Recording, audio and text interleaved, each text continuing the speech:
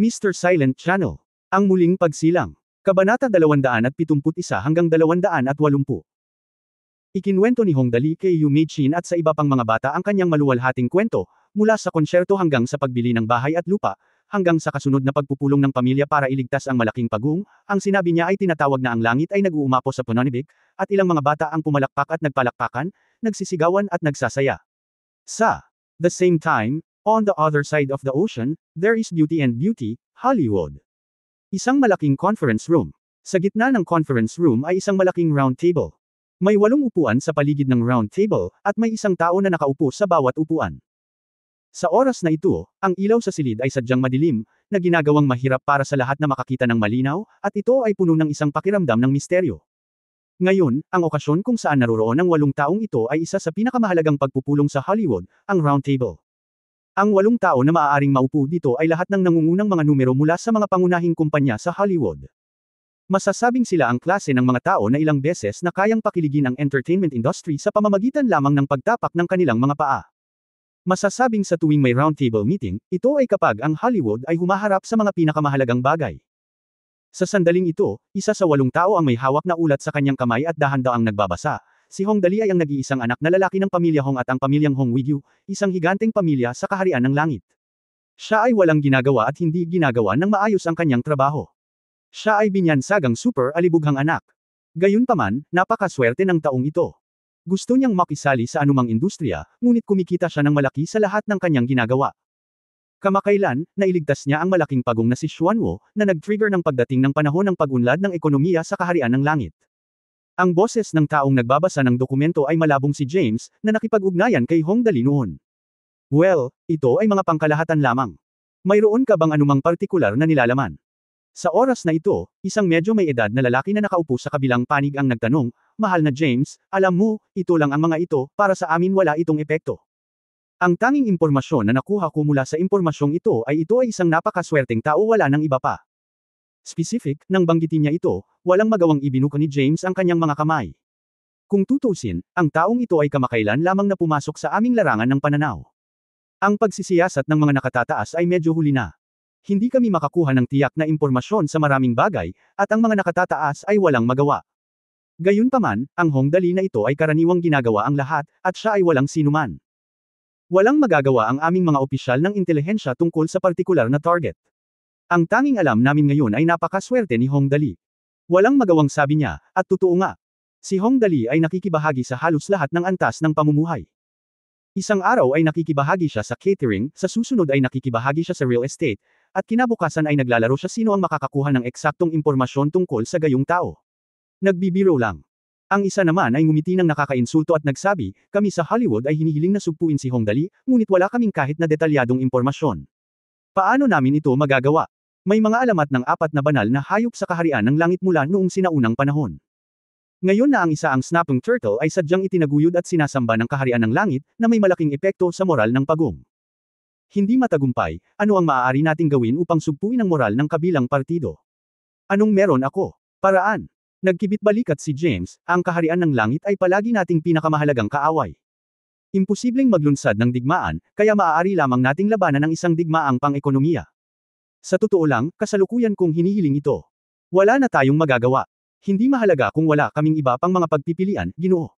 Pagkatapos ay dahan-daang sinabi ng pangatlong tao, "Kami ay isang grupo ng pelikula at telebisyon, at hindi kami maaaring makisali sa ibang mga aspeto, ngunit kailangan lang nating sugpuin ang Changwo Film at Television." Well, ang kanilang, The Legend of Heaven and Dragon Slayer, ay nasa post-production na, tama. Kailangan lang natin itong pagsikapan. Si James, ang The Age of Magic, ng iyong kumpanya ay ipapalabas na rin sa lalong madaling panahon. Dragon. Tinatanggihan ko ito. Maingat na umiling si James, kailangan pa rin ng My Magic Age, nang hindi bababa sa 2 hanggang 3 buwan. Kung gagawin ng maaga ang premiere, halatang hindi sapat ang paghahanda at hindi ito bibili ng mga manunood. Kung gayon, sino ang may pelikula na ipapalabas sa malapit na hinaharap? Mabagal na tanong ng ikatlong tao, sa pagkakataong ito. Kailangan lang nating i-target ang kanilang kita sa takilya at ipaalam sa kanila na kahit na mayroong snapping turtle, ang kanilang paggawa ng pelikula at telebisyon ay hindi nagkakahalaga ng pagbanggit. Pagkatapos ay muli nating bubuksan ang teknikal na suporta bilang isang timbang, at naniniwala ako na isa sa alang-alang nila tayo ng mabuti. Ang ideya ng pagpapaupo ng snapping turtle ay masisira niyan. Oras. Sumasang-ayon ako sa ideyang ito. Tumango ang unang nagsalita at sinabing, pero I suggest that. To be on the safe side, we can consider increase the number of films to 2, para siguradong maganda silang panoorin sa premiere ng The Sky and the Dragon. Pangalawa ko ang proposal. Sumasang-ayon ang lahat. Pangalawa, tumango ang pangatlong tao at nagsabi, bueno, tapos na ang isang ito. Sino ang nakakaalam kung aling dalawang pelikula ang ipapalabas sa malapit na hinaharap? Well, saglit na nag-isip si James, mayroong dalawang pelikula na malapit nang ipalabas. Ang The Screaming Hour at Ace Raid ay kinuna ng humigit kumulang 10 milyong yuan, isang horror film at isang war film. Bagamat ang gastos sa produksyon ay hindi kasing taas ng The Sky and the Dragon, na nagkakahalaga ng 15 milyong yuan, sila pa rin. Kung gayon, kailangan lang natin silang manalo sa box office. The Screaming Hour and Ace Raid. Saglit na nag-isip ang pangatlong tao at tumango, okay, let's take this first. Let's play with them for 2 small-budget movies. By the way, these 2 companies are not strong enough to enter the core layer of our Hollywood, so they need to be well publicized. It is best to win in this way. If they lose, then that's okay. It's not a big deal. Ngumiti si James at sinabing, naiintindihan ko, haharapin ko ito pagbalik ko. Siguradong matutuwa ang dalawang kumpanyang ito na makatanggap ng suporta ng ating Hollywood. Pagkasabi nito, muling nagtanong si James, by the way, because of the local film protection regulations around the world, we want to compete with them at the box office head-on, and we will need a lot of public relations expenses. How much do you think is appropriate? Ang ikatlong tao ay dahan-daang nagsabi, 10 milyong dolyar ng US ay sapat na. Okay, walang problema yon. Sa mga salitang ito, agad na tumawa si James at sinabing, dalawang maliit na kumpanya na hindi sikat ang kayang sugpuin sila at hindi nila kayang iangat ang kanilang ulo. Mula sa puntong ito, tiyak na hindi sila komportable, haha. Nang marinig ang kanyang sinabi ay kawili-wili, nagtawanan din ang 7 pang tao sa conference room. Ang kapaligiran ay nakakarelax sa oras na ito, at ang pangatlong tao ay nagtanong ng nakangiti. Well, may iba pa ba? May ginawa bang ibang galaw si Hong Dali kamakailan? Sa iba, tingnan ko. Tiningnan ni James ang ulat sa kanyang kamay, bukas ang unang game carnival na ginawa niya. Parang may kinalaman ito sa mga online games at iba pa. Itong Hong Dali na ito ay talagang ginulo niya ang lahat. Ang pangatlong tao ay ngumiti at mapang-asar na sinabi, bueno, ito ay talagang isang pag-aaksaya ng oras upang magdaos ng isang round table meeting para lamang sa maliit na batang ito na gumagastos ng pera ng random. Pagkatapos ay tawagan natin ito ng isang gabi at maghintay na lamang ng mabuting balita. Kinabukasan, sa ika-9 na palapag ng Chenwei Building, Kaiwei Film and Television Company. Pawis na pawis si Lao Demang at naglakad-lakad sa conference room, panapanahong tinitingnan ang oras. Sa wakas, itinulak ang pinto sa silid, at maluwag na pumasok si Hong Dali. Si Luo Demang ay sumugod at nag-aalalang sinabi, Young Master, ito ay isang malaking bagay, isang malaking bagay. Anong malaking bagay ang nagpapabalisa sa iyo? Kakaibang tanong ni Hong Dali, walang malalaking bagay na nangyari kamakailan. Ito ay Hollywood. Doon. Malungkot na sinabi ni Luo Demang, ang dalawang pelikulang Hollywood na, The Screaming Hour, at Ace Raid, ay nag-anunsyo ng kanilang mga premiere at petsa ng pagpapalabas sa ating bansa. Sa ika-6 ng Hulyo, halimbawa, pumunta tayo ng 2 oras ng maaga. Oh! Naunawaan ni Hong Dali matapos marinig ang sinabi ni Luo Demang, pinaplano nilang makipagkompetensya sa atin para sa takilya. Sinabi ni Luo Demang, ika-6 ng Hulyo ang katapusan ng linggo. Ang dalawang pelikulang ito ay ipapalabas sa China ng sabay, natatakot ako na ang ating takilya ay. Sa takilya naman, hindi mahalaga kung mataas o mababa. At saka, hindi ba maganda ang revised film? Kakaiba ang sinabi ni Hong Dali, but speaking of it, bakit ang mga pelikula ni Mao ay maaaring ipalabas sa ating bansa, ngunit ang atin ay hindi maipalabas sa kanila? Ito ay dahil sa pambansang mga regulasyon sa proteksyon ng pelikula at telebisyon. Sa oras na ito, ipinaliwanag ni Zhang Kai kay Hong Dali, ang bawat bansa ay may mga hakbang na proteksyon para sa mga lokal na pelikula. Halimbawa, ang ating bansa ay nag-aangkat lamang ng humigit kumulang 30 mga pelikulang Amerikano para sa domestic release bawat taon. Ito ay nasa ilalim lamang ng kasunduan sa WTO, kung hindi man ay mas kaunti pa. Ang mga pelikulang ito ay kailangang dumaan sa maraming mga layer ng pag-aproba lamang ang kinakailangan. Ito ay hindi lamang tungkol sa kalidad. Ang pangunahing isyu ay ang bilang ng mga pelikula sa isang limitadong screen. Ipapalabas taon-taon, kaya natural na makuha muna sila. Ito ay kawili-wili, sabi ni Hong Dali. Hawak ang kanyang baba at nakangiti, sinabi niya, sa madaling salita, ang aming Heaven and Dragon Slayer ay hinarang nila, at pagkatapos ang kanilang Screaming Hour at Ace Air Raid ay hindi namin hinarangan. Ganyan talaga. Iyon ang ibig mong sabihin. Mapait na sinabi ni Luo Demang, malinaw na sinusubukan ng mga taong ito na nakawin ang takilya mula sa amin, ngunit hindi kami maaaring magprotesta laban dito. Nakakainis talaga. Ayos lang yan, gawin mo lang ang best mo. Iyon lang. Si Hong Dali ay hindi nag-alala, gayunpaman, naniniwala akong matalas ang mga mata ng publiko. Okay, pagkatapos, babalik muna ako, sabi ni Luo Demang, pinunasan ang malamig na pawi sa kanyang noo at lumabas. Kung tutusin, hindi katakataka na sobrang kabado siya. Pagkatapos ng lahat, ang industriya ng pelikula at telebisyon sa langit ay malayo sa Hollywood, at siya ay likas na kulang sa kumpiyansa.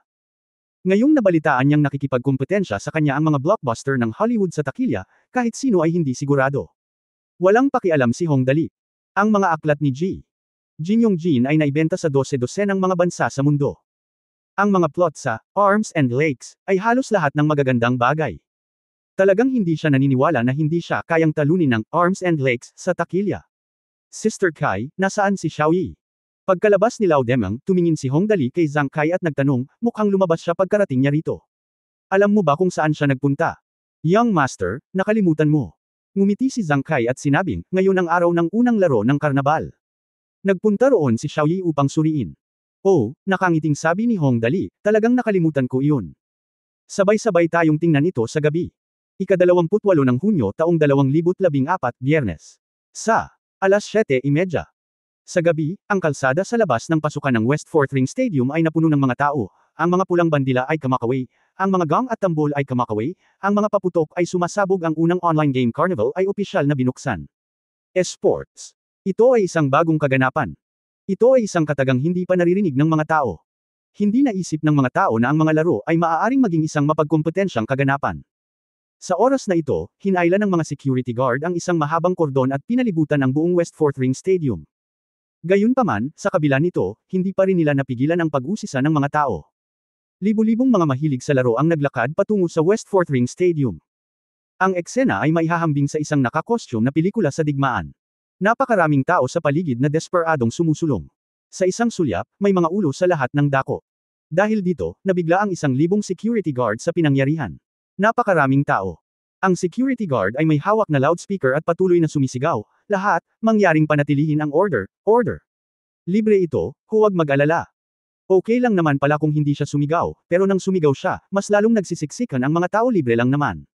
Maging balisa. Kapag nahuli ka, hindi ka na makakapasok. Ang pangunahing dahilan kung bakit napakaraming tao ang dumating ay dahil sa karagdagan sa umuusbong na terminong esports at libreng admission, mayroong isa pang napakahalagang bagay. Dahil ito ay hino-host ng maalamat na Young Master na si Hong Dali. Ang produktong ginawa ng Young Master ay dapat na isang dekalidad na produkto, kahit na ito ay hindi isang dekalidad na produkto, kailangan mong gumastos ng pera upang makagawa ng isang dekalidad na produkto. Sa ganitong kabayanihan na pahayag, hindi katakataka na ang mga mahilig sa laro ay sobrang masigasig. Higit pa rito, mayroon na ring mga super gorgeous na cosplay ngayon, at ang Diyosang Lin Yanwei ay gagawa pa ng napakagandang hitsura. Kaya't noong gabing iyon, na higit pa sa inaasahan ng lahat, ang buong West Fourth Ring Road ay muling nasa estado ng kaguluhan. Bilang isang bihirang babaeng mahilig sa laro at entertainment reporter, maagang dumating si Tang Angki sa West Fourth Ring Stadium. Ang aga niya talaga. Ang karnabal ng larong ito ay ginanap sa oras sa alas 8 ng gabi, at dumating si Tang Angki alas 8 ng umaga. Ngunit nang maghintay siya rito ng isang buong araw, hanggang sa sumapit ang gabi, labis siyang natuwa na ang kanyang orihinal na pinili ay napakatalino. Simula alas 8 ng umaga, patuloy na pumapasok ang mga tao sa West Fourth Ring Stadium. Pagsapit ng alas 12 ng hapon, 1/3 ng mga tao ang nakaupo sa stadium. Pagsapit ng alas 4 ng hapon, mahigit kalahati sa kanila ay puno na. Pagdating namin, alas 7:30 ng gabi. Tumingin si Tang Angki sa malaking grupo ng mga manunood sa pinto na sinusubukan ang kanilang makakaya upang sumikip ngunit hindi makapasok. Nagpakawala siya ng mahabang buntong hininga, at kasabay nito ay gumawa ng matatag na desisyon sa kanyang puso, makikita kong muli ang Hong Kong sa hinaharap. Ito ay isang mahusay na palabas na idinaos ng masigla, kaya siguraduhin dumating sa lalong madaling panahon sa gabi bago, para hindi ka mawalan ng upuan. Pagsapit ng 8 p.m., puno na ng tao ang stadium. Hindi naman kalabisan na sabihin na hanggat may puwang para makatayo ang mga tao, halos lahat ng lugar ay puno. Nakita ni Tang Angki sa kanyang sariling mga mata na ang isang tao ay labis na nababalisa na hindi man lang siya makaalis sa daan patungo sa banyo.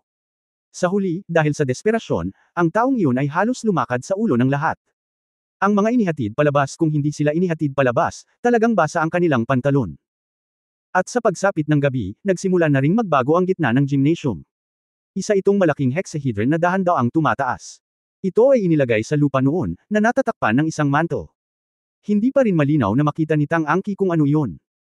Ngayong unti-unting tumataas ang hexahedron, nagmamadaling inilabas ni Tang Angki ang kamera para tumutok dito. Naghihintay lang na ipakita ng kakaibang bagay ang totoong mukha nito sa Lucian. Ang bagay na ito ay mukhang hindi bababa sa 20 metro kwadrado bawat gilid, tama. Ano ito? Bulong ni Tang Angki sa kanyang sarili, at pagkatapos ay nang mahulog ang tela, lubos siyang nabigla. Isa itong napakalaking screen ng TV na may 6 na gilid. Gaya ng inaasahan, ang bawat screen ay 20 metro kwadrado ang laki at nakaharap sa 6 na direksyon. Hindi kalabisan na sabihin na kahit na ang pinakamaliit na tao na nakaupo sa stadium ay maaari mong talagang makita kahit isang langaw na ipinapakita sa screen mula sa isang hindi kapansin-pansing sulok. Ito. Nanlaki ang magagandang mata ni Tang Moxon, at natigilan siya sa eksenang nasa harapan niya, ang mga higanteng screen lang na ito ay nagkakahalaga ng higit sa 2 milyon, tama. Itong Hong Dali, hindi niya itinuturing na pera ang pera. Bulaklak. Si Tang Angki ay lubos na kumbinsido na siya ay makakagawa ng napakalakas na ingay para sa isang libreng game carnival. Tulad ng pagkabigla ni Tang Angki, isang game player sa tabi niya ang nagsabi sa kanyang sarili na umaasang, halika, halika, malapit nang magsimula ang karnabal.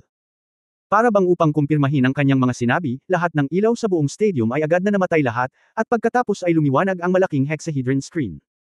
Kasabay nito, dahan-daang bumangon ang isang payat na figure ng babae mula sa entablado sa ibaba ng hexahedron. Madilim ang paligid, ngunit 6 na ilaw ang direktang kumikinang sa katawan ng babae. Ang figure ay payat at maganda, at ang mga proporsyon ng ginintoang seksyon ay ginagawang imposible na makahanap ng isang solong pagkakamali. Nakasuot ng banal na puting damit, sa likod niya ay 6 na dahan-daang sumasayaw na pakpak. Siya ang sagisag ng kabanalan. Siya ang anghel na naparito sa lupa. Kinikilala siya bilang numero 1 diyosa sa langit. Siya si Li Nianwei. Isa itong diyosa. Ito ay isang diyosa. Sa sandaling lumitaw ang hitsura ni Li Nianwei sa 6 na panig na higanteng TV screen, ang buong madla ay nasa sabik. Hindi mabilang na mga kabataang lalaki ang humiyaw at sumigaw. Ang ganitong larawan lang ay sapat na para maramdaman nila na wala silang pinagsisisihan sa buhay na ito. So, napakaganda. Naramdaman ni Tang Angki ang mabilis na pagtibok ng kanyang puso na halos tumalon ito palabas sa kanyang dibdib. Ang kanyang mga mata ay nakatuon sa 6 na pakpak sa likod ni Li Nianwei, ang 3 pares ng pakpak ng anghel. Ang 3 pares ng pakpak ng anghel. Paano ito lumitaw? Nang ganap na nabigla si Tang Angki, biglang lumabo ang ilaw sa venue, at ang figure ni Li Nianwei ay nawala. Pagkatapos ay muling bumukas ang ilaw, at sa pagkakataong ito, ang lumitaw ay isang napakagandang duwende na may payat na tainga. Na may maliit na figure at isang magandang mukha na walang anumang kapintasan, bahagyang ngumiti, at pagkatapos ay biglang tumalon ng bahagya, at isang pares ng translucent na pakpak ang biglang lumitaw sa kanyang likuran, marahang pumapalakpak, na nag-iwan ng kalangitan na puno ng maliwanag na mga bituin. Pagkatapos, sunod-sunod na naghintay ang mga orc at higanti. Ang bawat karakter ay parang buhay, at ang bawat prop ay isang tunay na baril. Lasing na lasing ang lahat ng nanunood sa eksena kaya napahiyaw sila. Ang lahat ng nasa eksena ay ganap na nakakaapekto sa utak ng mga tao, na nag-iiwan sa lahat na tulala at tulala. Diyos ko! Halos nakalimutan ni Tang Angki na pindutin ang shutter button habang hawak ang kamera, at blangkong sinabi, ito. Ito. Paano ginawa ni Hong Dali? Kahanga-hanga, kahanga-hanga. Ang lalaking katabi ni Tang Angki ay bumulong-bulong, tamang-tama ang narating ko ngayon. Ang mga karakter na ito ay mula sa Dragon Language Continent. Hindi ko inaasahan na sila ay talagang lilito sa katotohanan. Diyos, ako ay nananaginip. Ako ay nananaginip. Sabi niya at iniunat ang kamay para kurutin ng mariin ang mukha, saka napangiwi sa sakit. Ako ay kumbinsido. Tang Angki ay ganap na natigilan. Pero halatang kakasimula pa lang ng totoong highlight. Boom! Boom! Bahagyang nanginig ang lupa, na yumanig sa puso ng mga manunood. Ang lahat ng mga spotlight ay nagniningning sa parehong lugar ang lagusan ng mga manlalaro sa stadium. Sa oras na ito, dahan-daang lumabas ang napakalaking pagong sa harap ng mga mata ng lahat. At sa likod nito, may isang taong masayang nakaupo. Isang medyo ordinaryong lalaki. Ngunit nakilala na siya ng mga nakikinig na madla. Mayroon lamang isang tao sa buong langit na nang ahas na umupo sa likod ng sagradong hayop na si Xuanwu. Young Master, Hong Dali. Habang nakatingin sa siksikan ng mga tao sa venue, ngumiti lang si Hong Dali. Nawala agad sa kontrol ang eksena. Young Master. Young Master ito. Xuanwu. Nakita ko talaga si Xuanwu. Diyos ko, napakagwapo ng Young Master. Tingnan mo ang kanyang kalapitang mababa ang lipad. Isang nakakaantig na ngiti. Young Master, gusto kitang bigyan ng anak. Laking gulat ng lahat. Una ay nagkaroon ng isang maikling pagkabigla, pagkatapos ay may kagalakan, at pagkatapos ay mayroong masayang maingay na kabaliwan. Ang mood ng mga mahilig sa laro na dumating sa karnabal ay agad na sumabog sa sukdulan, na may kasamang tagay at hiyawan. Kung ang tunog ay maaaring maging isang pisikal na nilalang, ang West Fourth Ring Stadium sa oras na ito ay tiyak na madudurog sa lupa, at higit sa isang beses. Napakagaling ni Young Master Dali ngayon. Sa VIP room ng gymnasium, napatingin ang mga estudyante kay Hong Dali, na nagpo-pose sa court, at lahat sila ay natamba na tumatawa. Sinabi ni Ling Yi, tingnan mo ang hitsura ni Brother Dali, para siyang matandang ginang na nanghihingi ng mga customer sa gate ng brothel, hahaha. Makatuwirang sinabi ni Zin, Young Master, mabibilang ko sa aking mga daliri at alam ko na ang karnabal na ito ay tiyak na magiging isang malaking hit. Ngunit talagang hindi ko inaasahan na ang teknolohiya ng holographic projection ng Blood Concubine ay talagang umabot sa antas na ito. Dinudurog nito ang Hollywood sa Estados Unidos ng walang paliwanag. Nakangiting sinabi ni Ling Yi, sigurado ako na sa sandaling matapos ang karnabal ngayon, si Dali ay talagang gagawa ako ng mga headline. Tingnan mo, maraming reporter dito. Tumango si Du Zinzhen at sinabing, ganyan talaga. Kung wala na, ito ang resulta ng pananaliksik sa holographic projection technology at virtual imaging technology. Sapat na ang mga pakpak para masira ang ulo ng mga tao sa Hollywood, haha. Napakagaling ni Young Master Dali, naiisip niya lahat ng mga bagay na ito. Napakaganda ng transparent na mga pakpak ng duwende. Hindi rin masama si Sister Nianwei, nakangiting sabi ni Du Zinzhen, ang 6 na pares ng mga pakpak sa likod ay parang mga anghel. Sa oras na ito, nasa field si Hong. Sa wakas ay umupo si Hong Dali sa malaking pagong na si Xuanwo at dahan-daang umindayog sa gitna ng entablado. Tinapik ni Hong Dali ang malaking pagong sa ulo, at pagkatapos ay biglang lumabo ang mga ilaw. Kasabay nito, muling lumitaw si Li Nianwei, itinaas ang kanyang mga braso ng may ngiti, at sinabing, it's Li Nianwei, and everyone is very welcome to participate in this gaming event. Now I announce that the first online game carnival will start now. Nang sumunod na oras, natulala ang buong madla. Hindi mabilang na bago at lumang mga laro ang inilabas, nagdebo ang mga pangunahing bituin, 6 na napakalaking screen ng TV, at mga eksklusibong live na broadcast ng mga call na video ang ganap na nagpasabog sa natatanging gamer carnival na ito. Ang bagong laro na, Iron Cavalry, ay inilunsad sa unang pagkakataon, na eksklusibong inendorso ni Chu Jongkin, na naging tanyag sa kanyang nakaraang kanta na, Never Left. Ito ay isang third-person cold weapon war action role-playing game na tunay na nagpapanumbalik sa sinaunang larangan ng digmaan at nagbibigay daan sa mga manlalaro na maranasan ang pananibik sa pakikipaglaban sakay ng kabayo. Eksklusibong ini-endorso ni Zhang Ruoyu ang Adventure. Ito ay isang animation-style adventure game na kumukuha ng pandaigdigang sibilisasyon bilang Worldview nito, isinasama ang adventure, paglutas ng puzzle, at may iba't ibang gameplay. Ang sikat na may akda na si Yulong Zhangchenko ng terminal ay nagsisilbing punong arkitekto ng pananaw sa mundo. Guro, at magsusulat ng nobela na kapareho ng pangalan ng kanyang na-unblock na gawa. Bilang karagdagan sa paglulunsad ng mga bagong produkto, ang mas kapansin-pansin sa karnabal na ito ay ang maraming mga performing art star na naruroon sa eksena. Dumating na halos lahat ng singer na lumabas sa IMA Singer, na lubos na makakasilaw sa audience na naruroon. At hindi lang iyon. Ang nakakasilaw na karanasan sa laro na nilalaro ng mga bituin sa lugar na ito ay nagpasimula sa kapaligiran ng buong lugar. Sunod-sunod ang mga tagay, tawanan, at sipol. Ang karnabal ay hindi natapos sa simula. Pagkatapos ay dumating ang mahalagang sesyon ng labanan sa laro. Lumitaw si Lin Zixuan at lahat ng kanyang mga nasasakupan sa entablado, at pagkatapos ay lumitaw ang 4 na nagniningning na gininto ang karakter sa lahat ng malalaking screen dragon at kontinente. Ito ang pinakasikat na laro sa langit. Nang magsimulang maglaro si Lin Zixuan at ang iba pa, tumahimik kaagad ang buong stadium. Lahat ng naruroon ay isang mahilig sa laro. Kahit na hindi pa nila nilalaro ang larong ito, narinig na nila ang pangalan nito. Gayunpaman, hindi nila inaasahan na ang larong ito ay maaaring laruin ng ganito. Tingnan ang mga magkakasunod na kasanayan, naganap na lampas sa imahinasyon ng mga tao. Ito ang tunay na master. Bilang isang entertainment reporter, si Tang Angki ang orihinal na pumunta rito para sa pagbubukas ng seremonya ng karnabal. Ngunit sa oras na ito, napagtanto niya na ang unang online game carnival na ito ay tiyak na higit pa sa isang magandang seremonya ng pagbubukas. Ang live game battle na ito ang pinakamalaking factor na talagang umaakit sa akin. Hindi naman sa hindi pa ako nakakalaro ng Dragon Language Continent noon, ngunit hindi ko inaasahan na ang larong ito ay maaaring laruin sa ganitong lawak. Esports, ito ba ang kagandahan ng esports?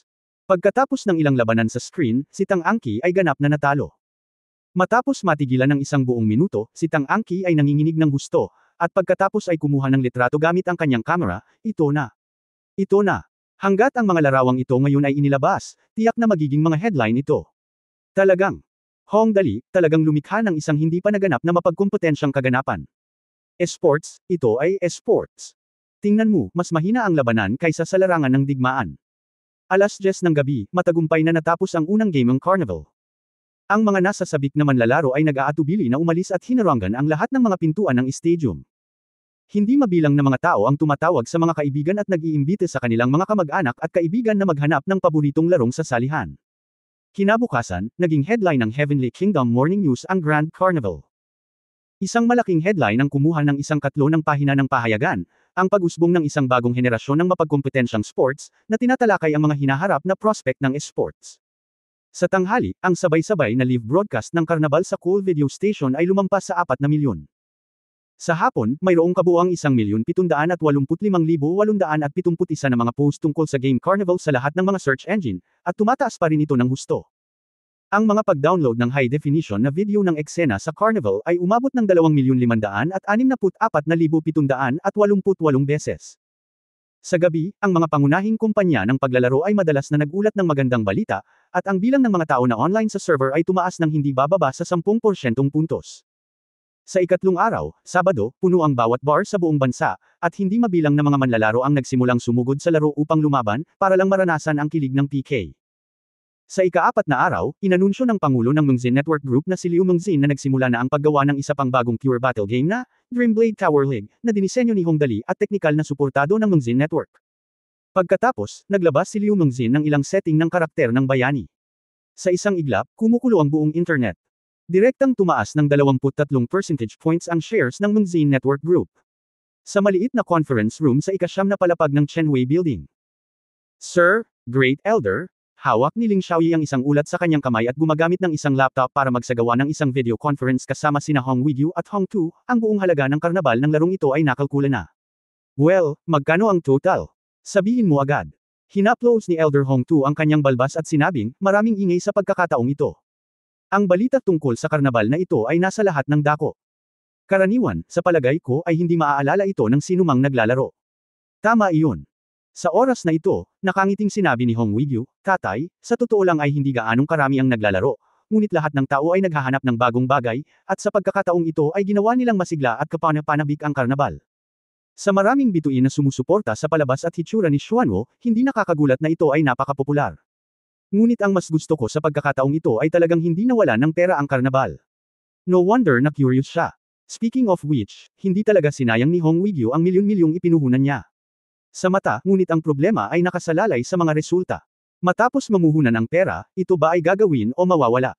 Ito ay may kaugnayan sa kung tunay ba ang titulong Rookie of the Year ng pamilya Hong Dali, kaya hindi niya maiwasang mabalisa. Pagkatapos ng lahat, ang mga tao ay tulad ng anino ng isang sikat na puno, at walang sinuman ang nagnanais na basagin ng kanilang mahal na anak ang tanda.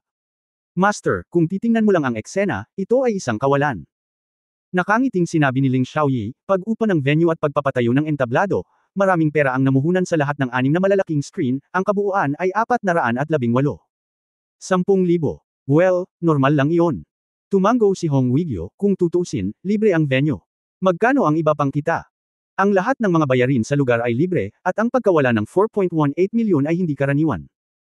Ang talagang pinapahalagahan ni Hong Weigyu ay kung may kita sa ibang aspeto, at kung gayon, magkano ito gaya ng mga celebrity endorsements na iyon.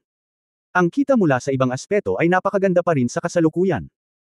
Isa-isang iniulat ni Ling Xiaoyi na nakangiti, sa kasalukuyan, may kabuuang 12 celebrity ang nag-endorso ng 14 na laro, at ang kabuuang bayad sa pag-endorso ay 8.4 milyon.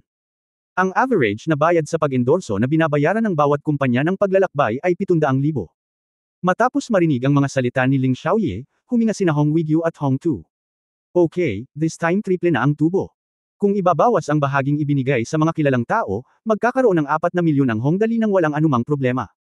Nagpatuloy si Ling Xiaoyi, dahil sa online game carnival na ito, ang stock ng Mungzin Network ni Master Liu Mungzin ay tumaas ng 23%.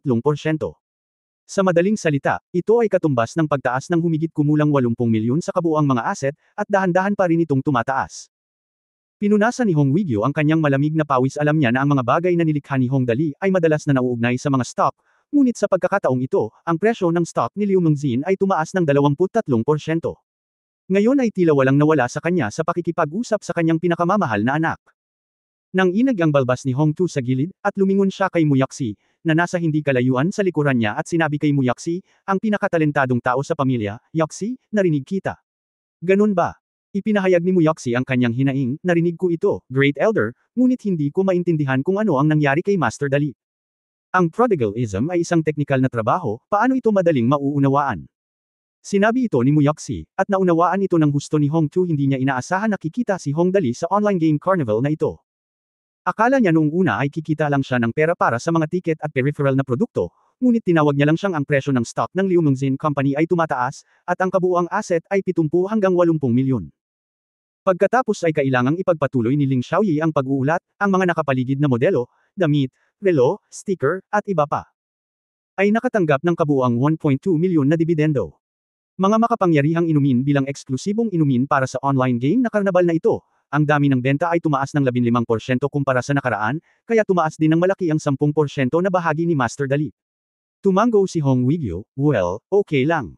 Ito ay normal. Tapos hindi normal. Idinagdag ni Ling Xiaoyi, sa kasalukuyan, dahil ang Young Master ng West 4th Ring Road ay mayroong sikat na palabas sa buong taon, may mga kamakailang chismis na maraming kabataang lalaki at babae ang pumili ng lokasyon ng kanilang mga bagong bahay pagkatapos ng kasal. Pagkatapos lumipat sa West 4th Ring Road, ang mga presyo ng bahay sa West 4th Ring Road ay tumaas ng halos 10%. Totoo o mali? Nagulat si Hong Weiguo nang marinig niya ang mga salita ni Ling Xiaoyi. Wala talaga siyang pakialam dito, kamakailan lang. Ang mga bagay ay palaging pinaplano ng Real Estate at Resources Department. Agad niyang kinuha ang kanyang mobile phone at tumawag, Hoy, Xiao Liu, nasa Real Estate and Resources Department ka na ba ngayon? Nabalitaan ko na ang mga presyo ng pabahay sa West 4th Ring Road ay tumaas ng 10%. Mr. Huang, ito, nag-alinlangang sinabi ni Xiao Liu sa kabilang dulo, ang tiyak na pagtaas ay, huminto siya, kinagat ang kanyang mga ngipin at itinatak ang kanyang mga paa, ito ay 16%. At tumataas pa. Bakit hindi mo sinabi sa akin ng mas maaga? Makakabili pa ako ng lupa. Medyo nagalit si Hong Weiguo. Mr. Huang, sabi ni Secretary Xiao Liu, na naagrabyado rin. Halos masyadong abala dito. Araw-araw ay dumarating ang mga tao upang magtanong tungkol sa mga usapin sa pagpapaunlad ng komunidad. Ang pinakamahalaga ay nagpapatuloy pa rin ang pagtaas. Masyadong malaki ang mga bagay na ginawa ni Young Master Dali kamakailan, at abala na naman ako. Ang usapin tungkol sa malaking bahagi ng lupa mula sa Tianjing Mountain hanggang sa West 4th Ring Road ay naantala. Nang matapos magsalita si Xiao Liu, biglang naalala ni Hong Weiguo, oo, halos makalimutan ko kung hindi mo sinabi sa akin. Kumusta ang pakikitungo sa lupang iyon? Iyan ay isang malaking piraso ng lupa na nagkakahalaga ng higit sa 2 bilyon, ito ay hindi isang piraso ng cake. Hanggat kaya mo itong bilhin at paunlarin ng maayos, naniniwala ako na tiyak na mas kaunti ang kikitain mo. Diyan. Ang tono ni Secretary Xiao Liu ay mas kakaiba sa pagkakataong ito, ang mga tao mula sa Bureau of Land and Resources ay humiling ng 3 bilyon sa simula. Sumasakit din ang ulo ko tungkol sa bagay na ito. Tutal, ito ay kalahati ng pagkakaiba sa aming bid, kaya noong una ay naisip ko na mahirap pag-usapan ito, ngunit hindi ko inaasahan. Mr. Hong, nasaan ka? Mas mabuting sabihin ko sa iyo ng personal. Nang sabihin niya ito, wala siyang ibang sinabi. Bastos ka, alam mo bang niloloko mo ako? Matapos marinig ang sinabi ng kanyang sekretarya na si Xiao Liu, biglang galit na sinabi ni Hong Weiguo, nasa opisina ako, dito ka muna. Okay, kaagad. Malapit na. Agad na ibinaba ni Secretary Xiao Liu ang telepono. Hindi nagtagal, lumabas ang ulo ni Secretary Xiao Liu sa video. Pawis na pawis siya at magalang na nagtanong kay Hong Weiguo para sa mga tagubilin, Mr. Hong, nandito ako. Well, nandito ba ako?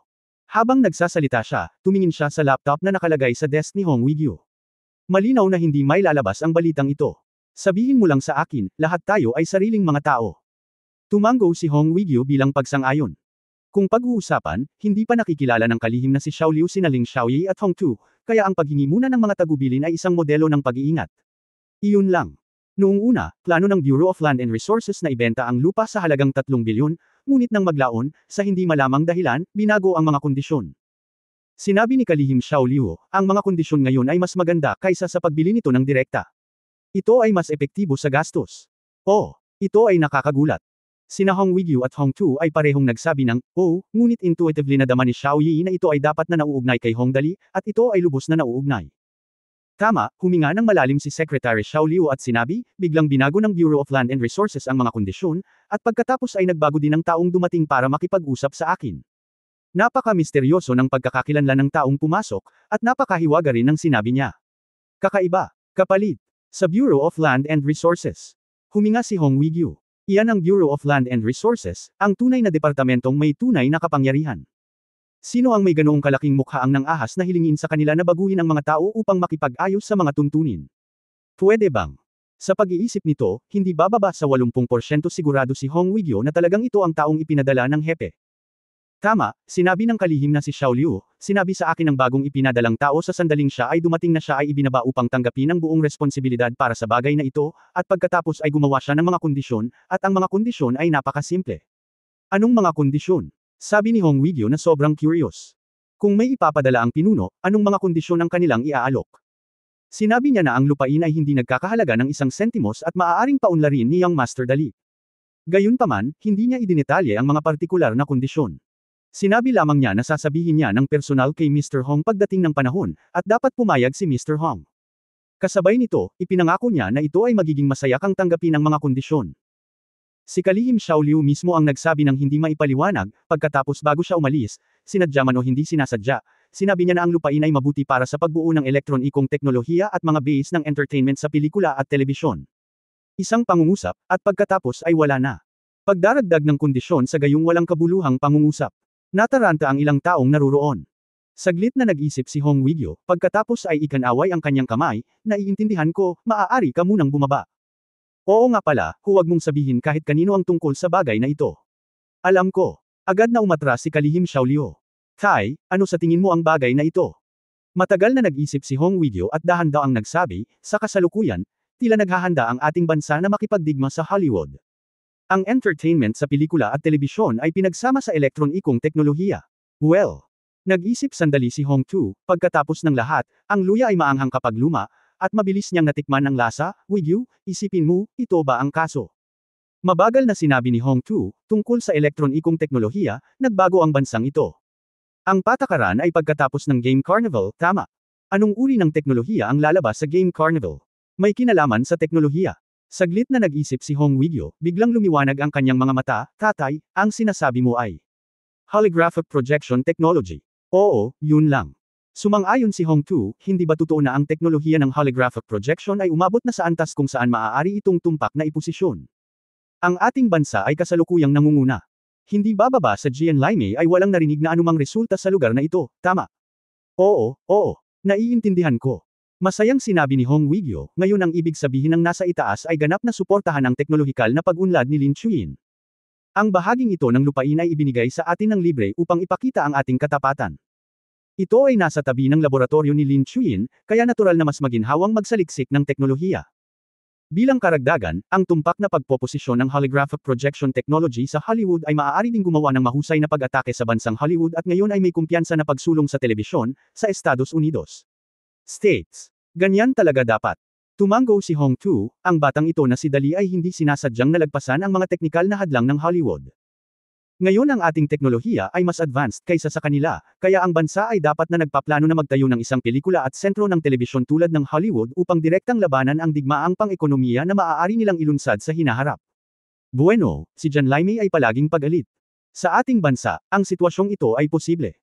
Hinawakan ni Hong Weigyo ang kanyang baba at sumang-ayon, kaya, ang ibig sabihin ng nasa itaas ay maaari na nating simulan ang gawain at ibigay ang kapangyarihang ito kay Hong Dali. Sa tingin ko yun ang kaso. Binanggit ang Hong Dali, mapait na ngumiti si Hong Tu at sinabing, ang batang ito ay nagpapaputok dito at doon. Hindi ko alam kung kaya niya ito. Wala akong tiwala sa aking puso. Hindi ako pareho. Walang magawa si Hong Weigyo. Nagkibit balikat siya, napaka-pressure. Nga pala, ano kaya ang kondisyong iyon? Ito. Nabulag din si Hong Tu sa pagkakataong ito, hindi ko rin maisip ito. Baka ang mga totoong senior executive lang ang makakaalam mo. Talagang ito. Malungkot na sabi ni Hong Weigyo, ang digmaang pang-ekonomiya ay bumagsak sa aking anak. Hindi sila natatakot na mawala ni Hong Dali ang malawak na lugar na iyon. Oy, tatay, ikaw speaking of Dali. Ayos lang, di ba? Paano ko nalaman? Tumayo si Hong Tu at sinabi kay Muyoxi, Yushi, marami kang natutunan dito sa panahong ito, lumabas ka, umalis ka. Mangyaring bigyan ako ng pabor kay Dali. Sa ngayon, ang alibughang gawa ng batang ito ay palaki ng palaki, at natatakot ako na wala siyang sapat na lakas ng tao. Ang ekspresyon ni Muyoxi ay medyo kapanapanabik, Elder, gusto mong hilingin sa akin na sundan si Dali sa alibughang. Tumango si Hong Tu at sinabi ang klasikong kasabihan ni Hong Dali, ang prodigal ay isang teknikal na trabaho, at palaging sulit na matuto pa. Namula ang mga mukha ni Ling Xiaoyi at Hong Weigyo at sinubukan nilang pigilan ang kanilang pagtawa. Matapos i-off ang video ni Hangto, humagalpak ng tawa ang dalawa, hahaha, so interesting. Sa kabilang panig ng karagatan, naroon ang Estados Unidos at Hollywood. Malaking conference room. May malaking bilog na mesa sa gitna, at lahat ng 8 upuan sa paligid nito ay occupied. Sa madilim na liwanag, mahirap makita ang mga mukha ng bawat tao, na medyo misteryoso. Hollywood Round Table. Dito bago ginawa ang desisyon na puntiryahin ang takilya ng The Heaven and the Dragon Sword. Ang mga bagay na orihinal na sinang-ayunan ng lahat ay lumala na ngayon. Paano nagkaroon ng ganitong teknolohiya ang Hongdali na ito? Hinampas ni James ng gusto ang malaking bilog na mesa sa conference room at sumigaw, paanong tumpak na nakaposisyon ang teknolohiya ng holographic projection. Tingnan mo ang mga pakpak na iyon, halos pareho sila ng mga tunay. Ang epekto ay mas mahusay kaysa sa ginawa ng CG animation. Sinabi ni James na ito ay hindi komportable sa oras na ito. Ang sampal ni Hongdali sa mukha ay labis siyang nanlumo. Noong una ay naisip ko na sa pag-alis ng teknikal na suporta ng Hollywood, ang kaharian ng langit ay hindi maaaring hindi magpatibay ng isang mababang kinapatakaran at lihim na magpapadala ng mga tao upang bumuo ng mga relasyon. Gayunpaman, hindi ko inaasahan na sasampalin siya ni Hongdali sa pamamagitan ng isang game carnival. Paanong hindi siya magagalit? Ano ang silbi ng pag-uusapan ngayon? Isang tao mula sa hilaga ang nagsabi sa malalim na tinig, ang kailangan nating pag-isipan ngayon ay ang mga countermeasures. Hindi malulutas ng excitement ang problema, James. Siyempre alam kong hindi nito malulutas ang problema. Galit na sinabi ni James, pero dapat may countermeasure, di ba? Kabisado na nila ang teknolohiyang ito ngayon, at paano naman tayo? Mayroon ba tayong anumang teknolohiya upang makipagkompetensya sa kanila? Ang aming CG animation production level ay mas mahusay kaysa sa mga nasa langit. Ang isang tao mula sa timog ay dahan-daang nagsabi, ang gayong teknolohiya lamang ay hindi ka matatakot ng labis, James. At sa pagkakaalam ko, nakabuo din kami ng teknolohiya ng holographic projection, at ito ay kasalukuyang nasa yugto ng monochrome. Naniniwala ako na malapit na itong maabot ang yugto ng kulay. Hindi mahalaga kung ito ay monochrome o kulay, ang mahalaga ay, maikling ulat ni James, ang mahalaga ay tumpak na pagpoposisyon. Kung walang isang tumpak na sistema ng pagpoposisyon, ang teknolohiya ng holographic projection ay magagamit lamang bilang isang tool para sa pag-project ng mga animation ay maaari lamang maging isang tunay na mamamatay kung ito ay tumpak na nakaposisyon. Okay. Isang medyo mas matandang boses ang tumunog sa silid, hindi ngayon ang oras para pag-isipan natin ito. Subukan nating tiktikan ang takilya ng kanilang pelikula. Ang dalawang pelikula natin ay kasalukuyang sumasailalim sa agarang pangalawang pagproseso. Ang mga special effect ay mas maganda kaysa dati. Naniniwala ako na hindi magiging malaki ang problema. Sa kasalukuyan, ito ang tanging paraan. Kinagat ni James ang kanyang mga ngipin at sinabing, dapat nating labanan ng husto ang labanang ito. Ang mga sumunod na araw ay walang nangyari, at hindi nagtagal ay 10:00 na ng umaga, Sabado, ika-6 ng Hulyo. Ang Hollywood blockbuster na Ace Raid ay sabay-sabay na ipinalabas sa mga pangunahing sinehan sa buong bansa. Ang Ace Raid ay pinagbibidahan ng sikat na American movie star na si John Crata. Ito ay nagsasabi sa kwento ng mga piloto na sina Dimas at Silva na naging kasosyo sa loob ng maraming taon. Bagamat maganda ang kanilang pagganap, hindi sila na-promote. Ang hindi kumbinsido na si Dimas ay nagpasya na gamitin ang kanyang sarili upang maibalik ang lahat ng nararapat sa kanya mula sa gobyerno. Kaya, sa panahon ng isang misyon sa paglipad, pinalayas ni Dimas si Silva sa cabin upang ma-hijack ang 2 bombang nuclear sa isang stealth plane. Buti na lang at may dalang parachute si Silva at nakaligtas. Matapos makuha ni Dimas ang bombang nuclear, binyantaan niya ang gobyerno ng isang malaking pantubos, kung hindi, ang bombang nuclear ay magpapasabog sa lungsod. Sa kabilang banda, sinusubukan ni Silva at ng magandang policewoman na si Terry ang kanilang makakaya upang masubaybayan si Dix at makuha ang nuclear bomb. Ito ay maaaring sabihin na ito ay isang karaniwang Hollywood-style blockbuster, na medyo kaakit-akit sa madla. Ngayon, dahil ang Hollywood ay naghahanda para sa isang box office war kasama ang Django, at ang nakaraang pambobomba ng publisidad, ang pelikulang ito ay hinahangad ng maraming mga tagahanga ng pelikula sa sandaling ito ay handa nang ipalabas sa Paradise Cinema ang digmaang pang-ekonomiya sa pagitan ng dalawang bansa. Ordinaryong tao syempre hindi nila naiintindihan, iniisip lang nila kung maganda ang pelikula. Kaya noong ika-1 ng Hulyo, ang lahat ng mga pangunahing sinehan ay puno, at ang lahat ay naghahanda upang pagpistahan ang kanilang mga mata dito upang sila ay makabalik at ipakita ito sa kanilang mga kamag-anak at kaibigan. Pagkatapos ng lahat, ang malalaking produksyon ng Hollywood ay hindi kailanman binaygo ang mga tao. Samantala, sa kabilang bahagi ng karagatan, may kagandahan at kagandahan sa Hollywood. Third Round Table Meeting. James, ano ang kasalukuyang box office sa langit? Tanong ni Bayren sa malalim na boses. Sa pagkakataong ito, ang Hollywood ay nagdaos ng 3 roundtable na pagpupulong tungkol sa bagay na ito para i-target ang takilya ng Heaven and Dragon Sword. Kailangan kong sabihin na ito ay talagang isang kaunting kaguluhan. Gayunpaman, ang mga utos sa itaas ay hindi maaaring labagin. Sa pagkakataong ito, ang kanilang pangunahing layunin ay makipagkompetensya sa arrogance sa panahon ng paglabas. Kaya naman, ang mas sikat na Ace Raid na kasalukuyang ipinalabas sa takilya, mas malamang na mahayla pababa ang takilya ng arcade, kaya walang dahilan kung bakit hindi nila ito pinapansin. Tinitigan ni James ang laptop, ngumiti ng malawak, at sinabing, "So far, lumampas na sa 5 million ang box office, at mabilis pa rin itong lumalaki. Tinatayang lalampas sa 8 million mark ang box office ngayon. Haha, more than 7 million ang puhunan ng pelikulang ito. Napakaganda para sa isang pelikula na magkaroon ng kahangahangang resulta. Sa puhunan na 7 milyon, umabot sa 8 milyon ang takilya sa unang araw, na talagang sapat na para ipagsaya at ipagmalaki." Nang marinig ang sinabi ni James, napangiti din ang lahat ng nasa conference room. Isang tao ang nagsabi, "Well, it's really good." Kung magpapatuloy ang momentum na ito, ang kabuuang box office ay inaasahang aabot sa 15 milyon. Sabi naman ng isa pang tao, "Well, I think ang kanilang, Jiang-Hu, ay tiyak na hindi magkakaroon ng mataas na box office sa unang araw." Hehe, Jiang-Hu, na may puhunan na halos 20 milyon, kung ang unang araw na box office ay hindi umabot sa 10 milyon, sa tingin ko ang mukha ni Hong Dali ay tiyak na pangit ito. Muntik ko nang makita ang frustrated expression ni Hong Dali, haha. James laughed wildly, "Going against our Hollywood, how can we make him proud?"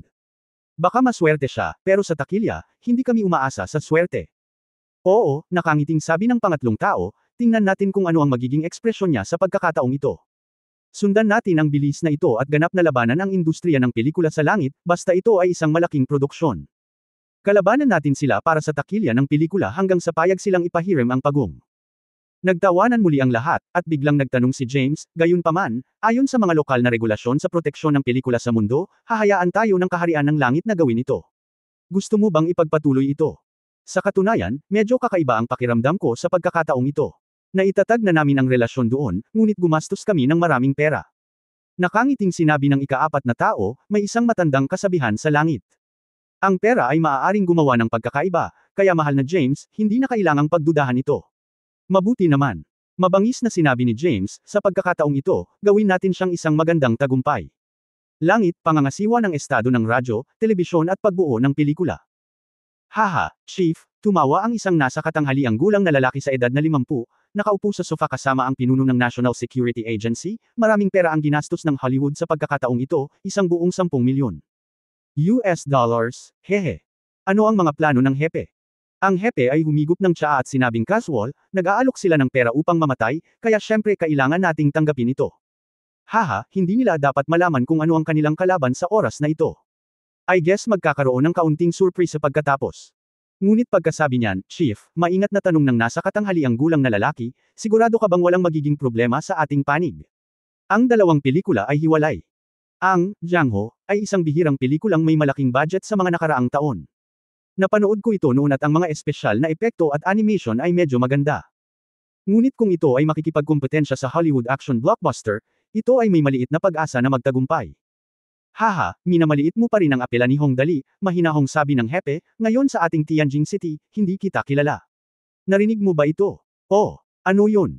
Medyo na-curious ang medyo may edad na lalaki. Napaka-interesante pa rin ng pangungusap na ito, ngumiti ang hepe at dahan-daang sinabi, kahit pagdudahan mo ang tamang apelyido ng isa dagdag 1 katumbas 2, hindi mo dapat pagdudahan ang swerte ni Hong Dali. Paft. Iniluwan ng nasa katanghaliang lalaki ang lahat ng tsaa sa isang lagok at gulat na sinabi, napakalakas. Ngunit ang takilya ay hindi isang bagay na malulutas ng swerte. Hintayin mo na lang, nakangiting sabi ng hepe. Wala akong nakitang sino man na naging laban kay Hong Dali na may magandang wakas.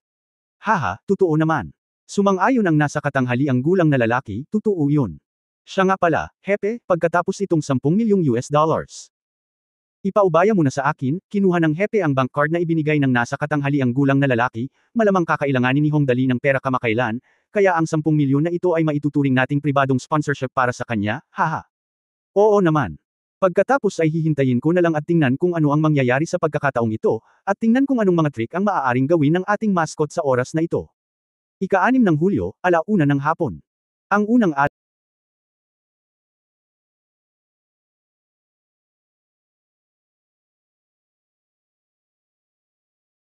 alon ng Ace Strike ay hindi pa hamupa, at ang pangalawang alon ng karahasan ay dumating na. Ang Mingjing Building kung saan orihinal na ginanap ang charity auction, ang Tianjin office ng Panghui Film and Television Company sa ika-18 palapag, ang pinangyarihan ng premiere ng The Heaven and the Dragon Sword. Habang ang kaklase ni Hong Dali na sina Ling Yi, Du Zinsan at iba pa ay maagang lumapit kay Hong Dali upang makakuha ng mga tiket para sa premiere. Alam mo, ito ay isang ganap na pambihira. Sinasabing maraming tao ang gumagamit ng kanilang mga koneksyon para dumaan sa pintuan sa likod, humingi ng mga bagay-bagay, magsabi ng maraming magagandang bagay, at magbigay ng ilang mga regalo upang makuha ang premiere ng pelikulang, The Heaven and the Dragon Sword, ticket invitation. Ang pinakamahalagang dahilan kung bakit napakahirap makakuha ng mga imbitasyon para sa premiere na ito ay ang maraming entertainment star na tumutulong. Ang lahat ng mga miyembro ng cast mula sa cast ng Jiang Hu, at ang pinakasikat na mga aawit mula sa I Am a Singer, ay sinasabing lumahok sa soundtrack at narito ngayon. Ang eksena ay lubhang maluho at tiyak na lampas sa imahinasyon ng lahat. At ang pinakamahalagang punto ay ang pangulo ng pelikula at telebisyon ng Panghui na si Lau Demeng ay sinasabing nag-anunsyo ng ilang sobrang nakakagulat na balita, na sapat na nakakagulat upang maging mga ulo ng balita sa sektor ng entertainment sa pelikula at telebisyon. Sa pagtingin lamang sa poster ni Luo Demeng, ang balitang ito ay tiyak na nakakagulat. Kung ang Jiang Hu na ito ay may kaugnayan sa Hong Dali, kung gayon ang kanyang pahayag na tiyak na magiging mga ulo ng balita ay tiyak na walang batayan. Zinzin, sabi ni Kuya Dali, pupunta ka ba ngayon? Tanong ni Ling Yi habang nagmamadaling pumunta sa venue. Kung hindi dadalo si Brother Dali sa premiere ngayon, malamang na mawawalan siya ng reputasyon. Guro, hayaan mo akong magbilang. Saglit na nag-isip si Du Zinzan, sino ang nakakaalam, laging nakikita ni kapatid na Dali ang dragon bago ito matapos, alam ng Diyos kung makakarating siya ngayon.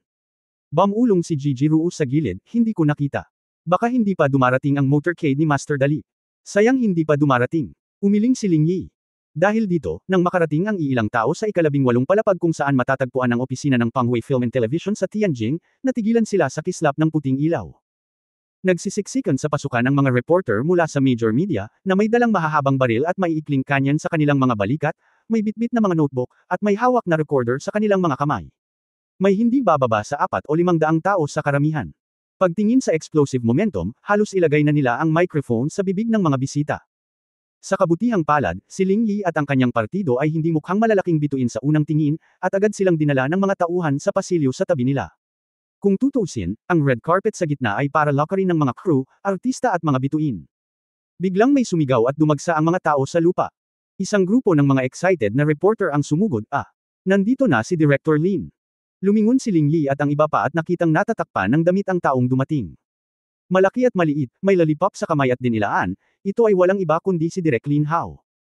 Nasa braso ng matandang lalaki ang sikat na mga awit na si Jiang Ruoyo, at sabay silang naglakad papunta sa red carpet, kumakaway sa lahat ng buong pagmamalaki.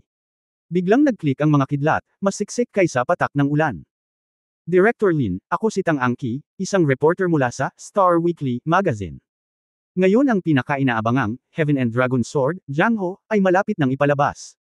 Maaari mo bang sabihin sa akin kung ano ang nararamdaman mo sa ngayon? Si Tang Angqi, na lumahok sa karnabal dati, ay umasa sa kanyang masigasig. Siya ay may pangamoy at intuitive na nadama na ang premiere na ito ay tiyak na magiging sikat sa buong kaharian. Matapos humingi ng mga tagubilin mula sa pinuno ng unit, agad na inaprubahan ng pinuno na siya ang mananagot sa ulat sa pagkakataong ito. Nanguna si Tang Angqi, at ang iba pang mga reporter ay sumakay din. Sa isang iglap, si Lin Hao ay napalibutan ng mga mikropono, at sa kanyang malaking bilog na ulo, parang si Wanye ay isang bulaklak sa gitna. Sa katunayan, bagamat si Director Lin ay isang direktor at maaaring ituring na isang matimbang, hindi na kailangang labis na labis. Gayunpaman, makikita rin ito mula sa panig ng kasikatan ng Jiang Ho. Siyempre, maraming mga reporter ang mas nababahala tungkol sa pagtatalo sa oras na ito sa pagitan ng mga domestic film at Hollywood blockbusters. Ngunit narinig na nilang lahat ang tungkol sa dalawang Hollywood blockbuster na Screaming Hour at ang mga chismis na balak ng Ace Raid na kunin ang takilya ng Jiang Hu, ang kapangyarihan ng Hollywood ay hindi ganoon kadaling harapin. Naunawaan ng mabuti ni Direk Lin Hao ang iniisip ng mga reporter na ito, bahagyang ngumiti, at sinabing, ngayon ay isang digmaan, ngunit sigurado ako sa tagumpay, salamat. Pagkatapos sabihin iyon, sinundan niya sina Jiang Ruoyu at si Shiren sa red carpet, nakatayo sa dingding sa tabi pagkatapos pirmahan ang kanyang pangalan sa malaking poster na Jiang Hu, itinapon niya ang mga reporter at naglakad pasulong. Maraming mga reporter ang bumulalas, nakakatuwa, gusto ko ang ganitong uri ng tao. Ngunit si Tang Angqi ay halatang mas matalino at sapat na sophisticado. Pagtingin sa likuran nilang dalawa, lihim niyang naisip, nandito na si Direk Lin Hao. Walang problema, pero paano kaya sinasamahan tayo ni Jiang Ruoyo? Sa isang panig ay Pangway Films at sa kabilang banda ay Kaiway Films, hindi naman ganoon ka-close ang dalawa, di ba? May malaking nangyayari ba dito? Sa pag-iisip dito, habang iniisip ko ito, mas lalo akong natakot. Siguradong may kahangahangang malaking plano dito, ngunit hindi ko maisip kung ano talaga yon. Dahil dito, nagdadalawang isip ako sa stall nang bigla kong makita ang CEO ng Pangway Film and Television na si Luo Demeng, na nakasabit sa kanyang braso. Nakatingin kay Zhang Kai mula sa Kaiway Angki at halos magsalita sa telebisyon, di ba, sobrang close na ng dalawang pamilya. Ang lapit na binanggit ni Tang Angki ay tiyak na hindi nangangahulugan ng emosyonal na pagpapalagay ang loob sa pagitan ng dalawang tao. Sa halip, kung magkasama ang dalawang numerong ito sa antas ng CEO, hindi ba't nangangahulugan iyon na nasa iisang bangka ang dalawang pamilya? Magkakaroon pa ba ng karagdagang kooperasyon sa mga kumpanya ng pelikula at telebisyon? Gumawa ng isa pang malaking budget na pelikula. Kung iniisip mo ang young master na si Hong Dali na nagtatago muli sa likod nito. Diyos, bulong ni Tang Angki, ngayon na talaga ang tamang panahon. Ito ay dapat. Ito ang pinakamahalagang balita sa bansa ngayong taon. Dapat nga, naisip mo. Dito, hindi nag-abala si Tang Angki na mag-follow up para sa interview.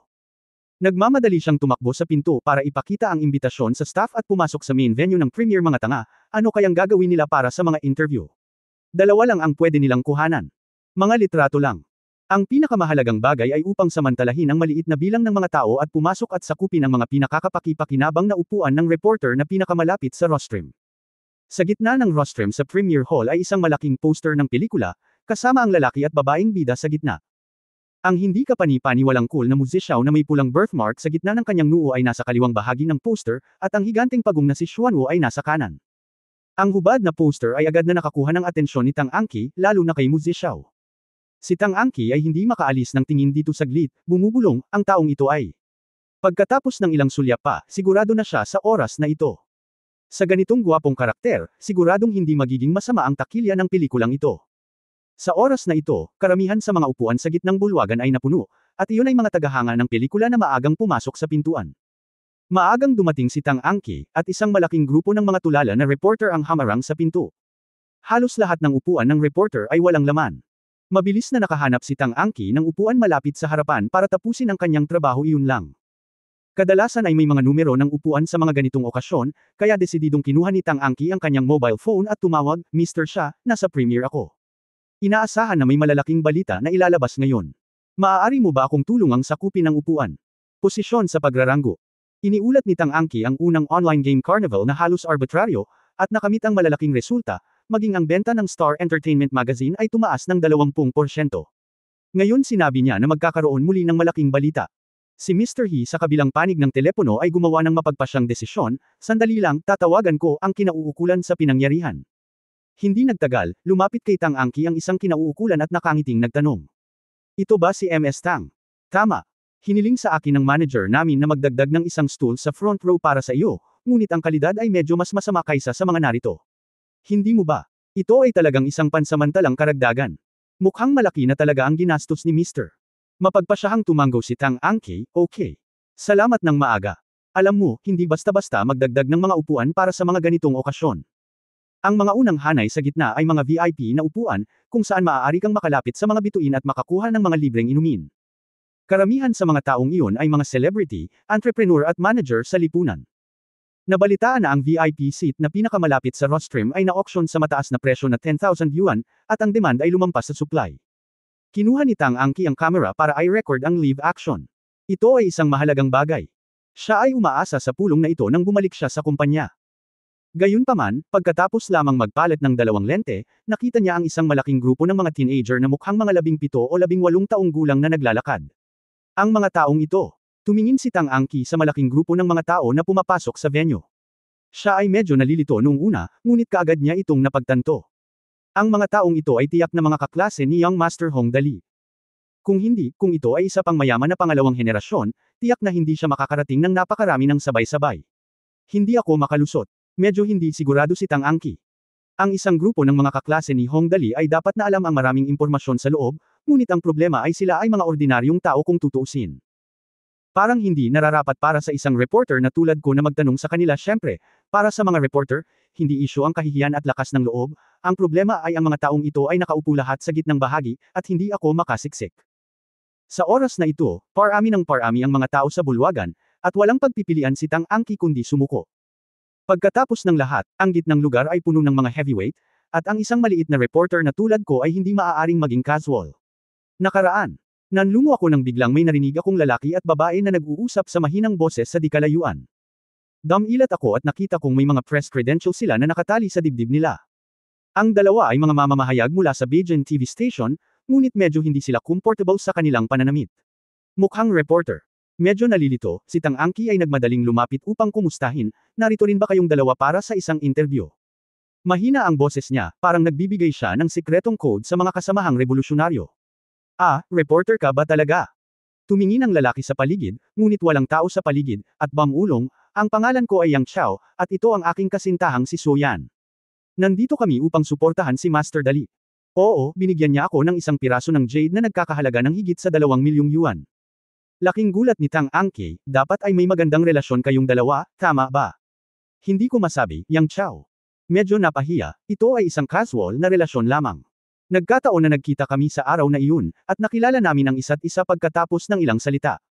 Pagkatapos ay binigyan ako ni Master Dali ng isang piraso ng jade bilang regalo sa pagpupulong. Diyos ko! Natigilan si Tang Angki nang marinig niya ito, ito ay napakalaking bagay sa unang pagkikita. Hindi totoo yan. Tuwang-tuwang sinabi ni Yang Chao, si Young Master Dali ay palaging napakabigay, kaya matatanggap ko lang. Bakit nakaupo ang dalawa sa press box? Biglang tanong ni Tang Angki. Naging interesado siya, sabihin mo sa akin ang tungkol dito. Hindi ko mapigilan, walang magawang sabi ni Yang Chao, kung tutuusin, isang beses ko lang nakilala si Young Master Dali. Masyado akong nahihiya na guluhin siya, kaya umasa lang ako sa mga koneksyon ko para magpanggap na young reporter. Hoy, anong nangyayari sa iyo?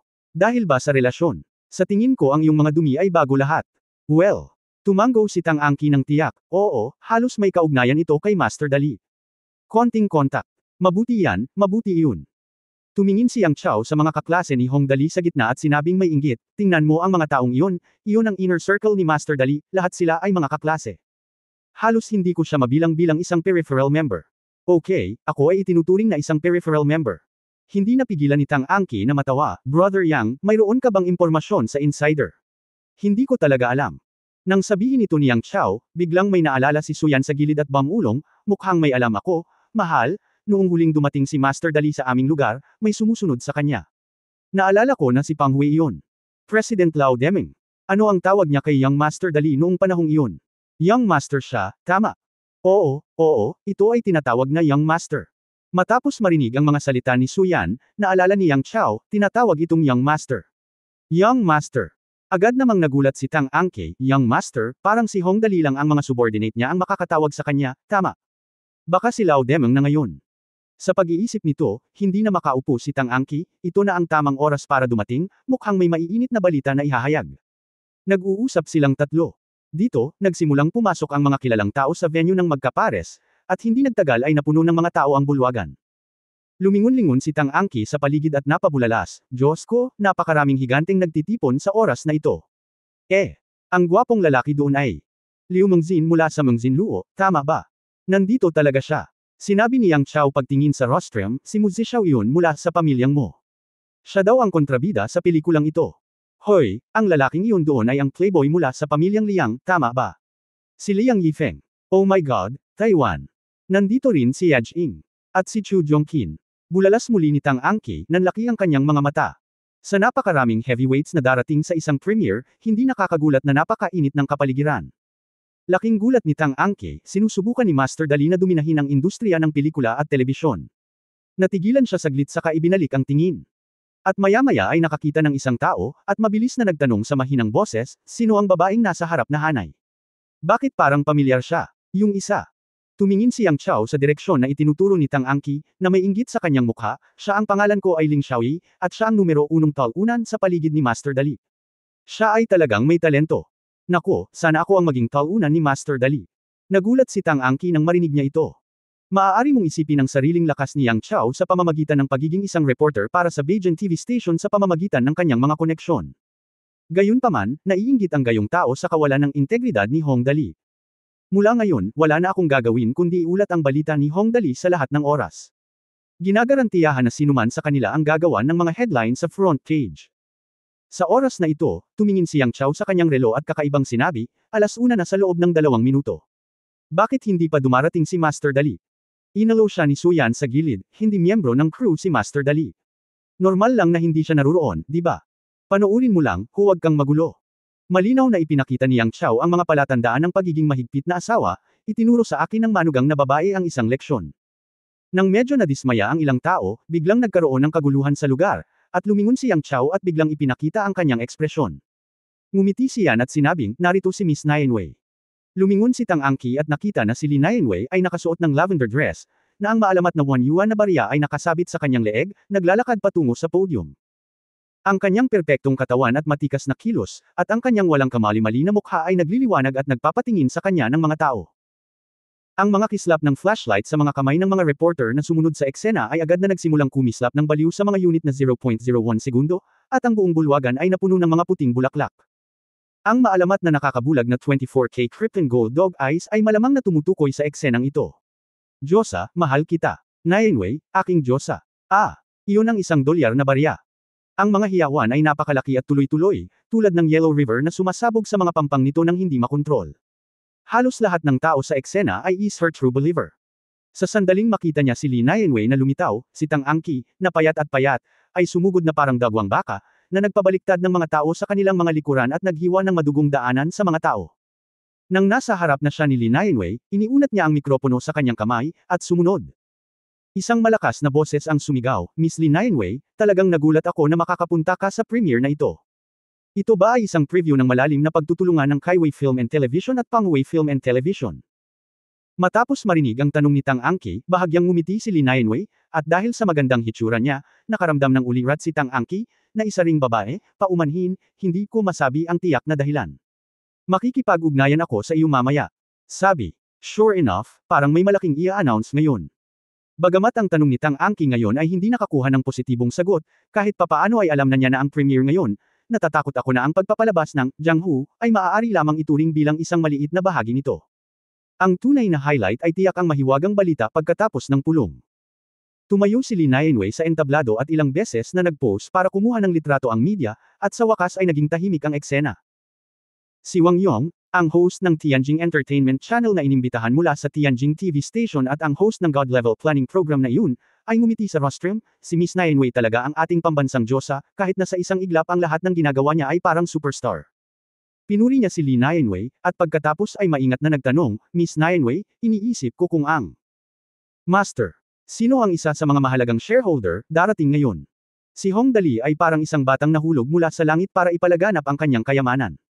Lahat ng ginagawa niya ay puno ng napakalaking alamat. Ang host na si Wang Yong ay labis na nanlumo kay Hong Dali noong nakaraang pagkakataon, kaya sa pagkakataong ito ay kailangan muna niyang humingi ng paglilinaw, upang hindi mahuli.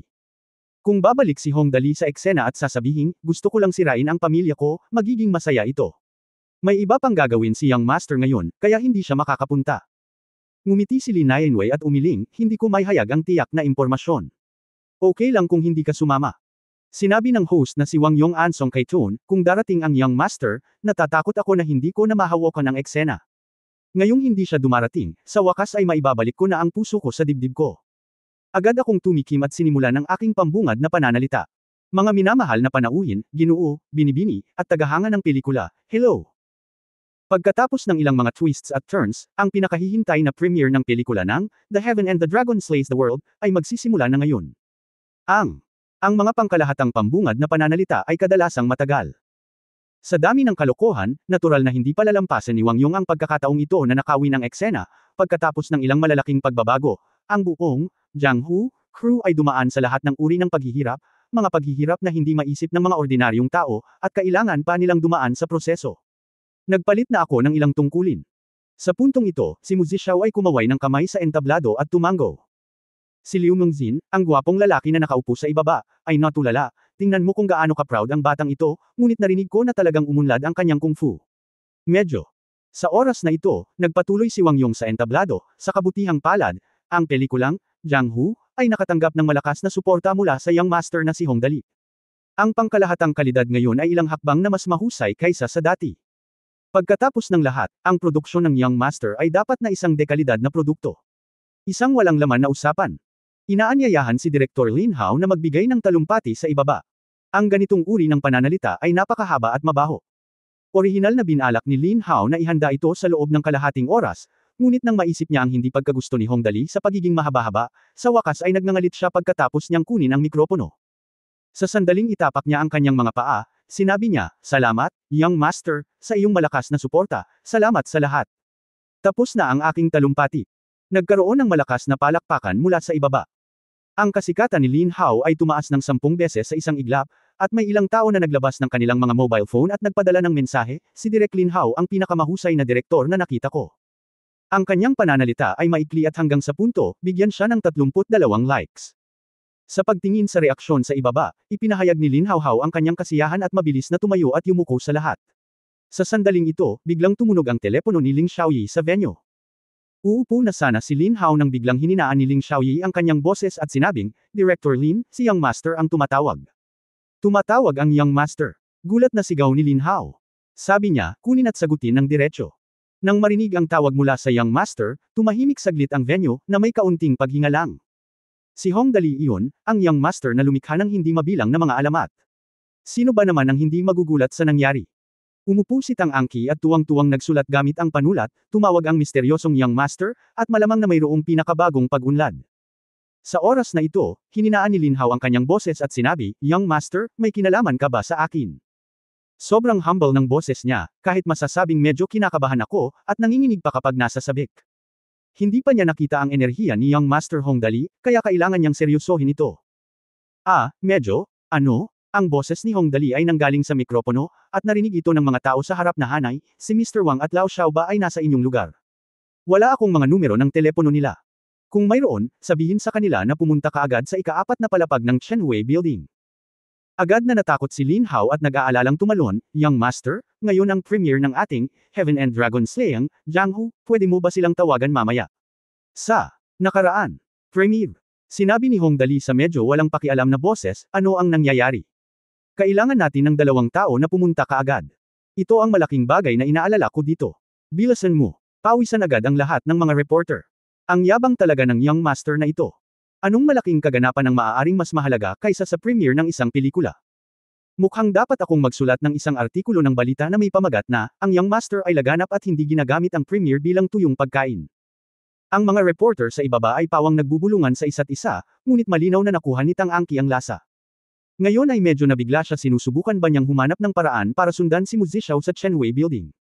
O manatili dito at magpatuloy sa panunood ng premiere na ito? Sa oras na ito, tumayo na si Mu Zixao, at ang maikling matandang boss na si Wang sa likod niya ay tumayo din. Ang oras ay naghihintay para sa walang sinuman, si Tang Angqi ay nagngangalit, direktang iniabot ang business card at camera kay Yang Xiao, at ulong, "Susundan ko si Mr. Mu Zixao na pumunta at titingnan. Kailangan kong hilingin sa inyong dalawa na kumuha ng higit pang mga larawan para sa akin.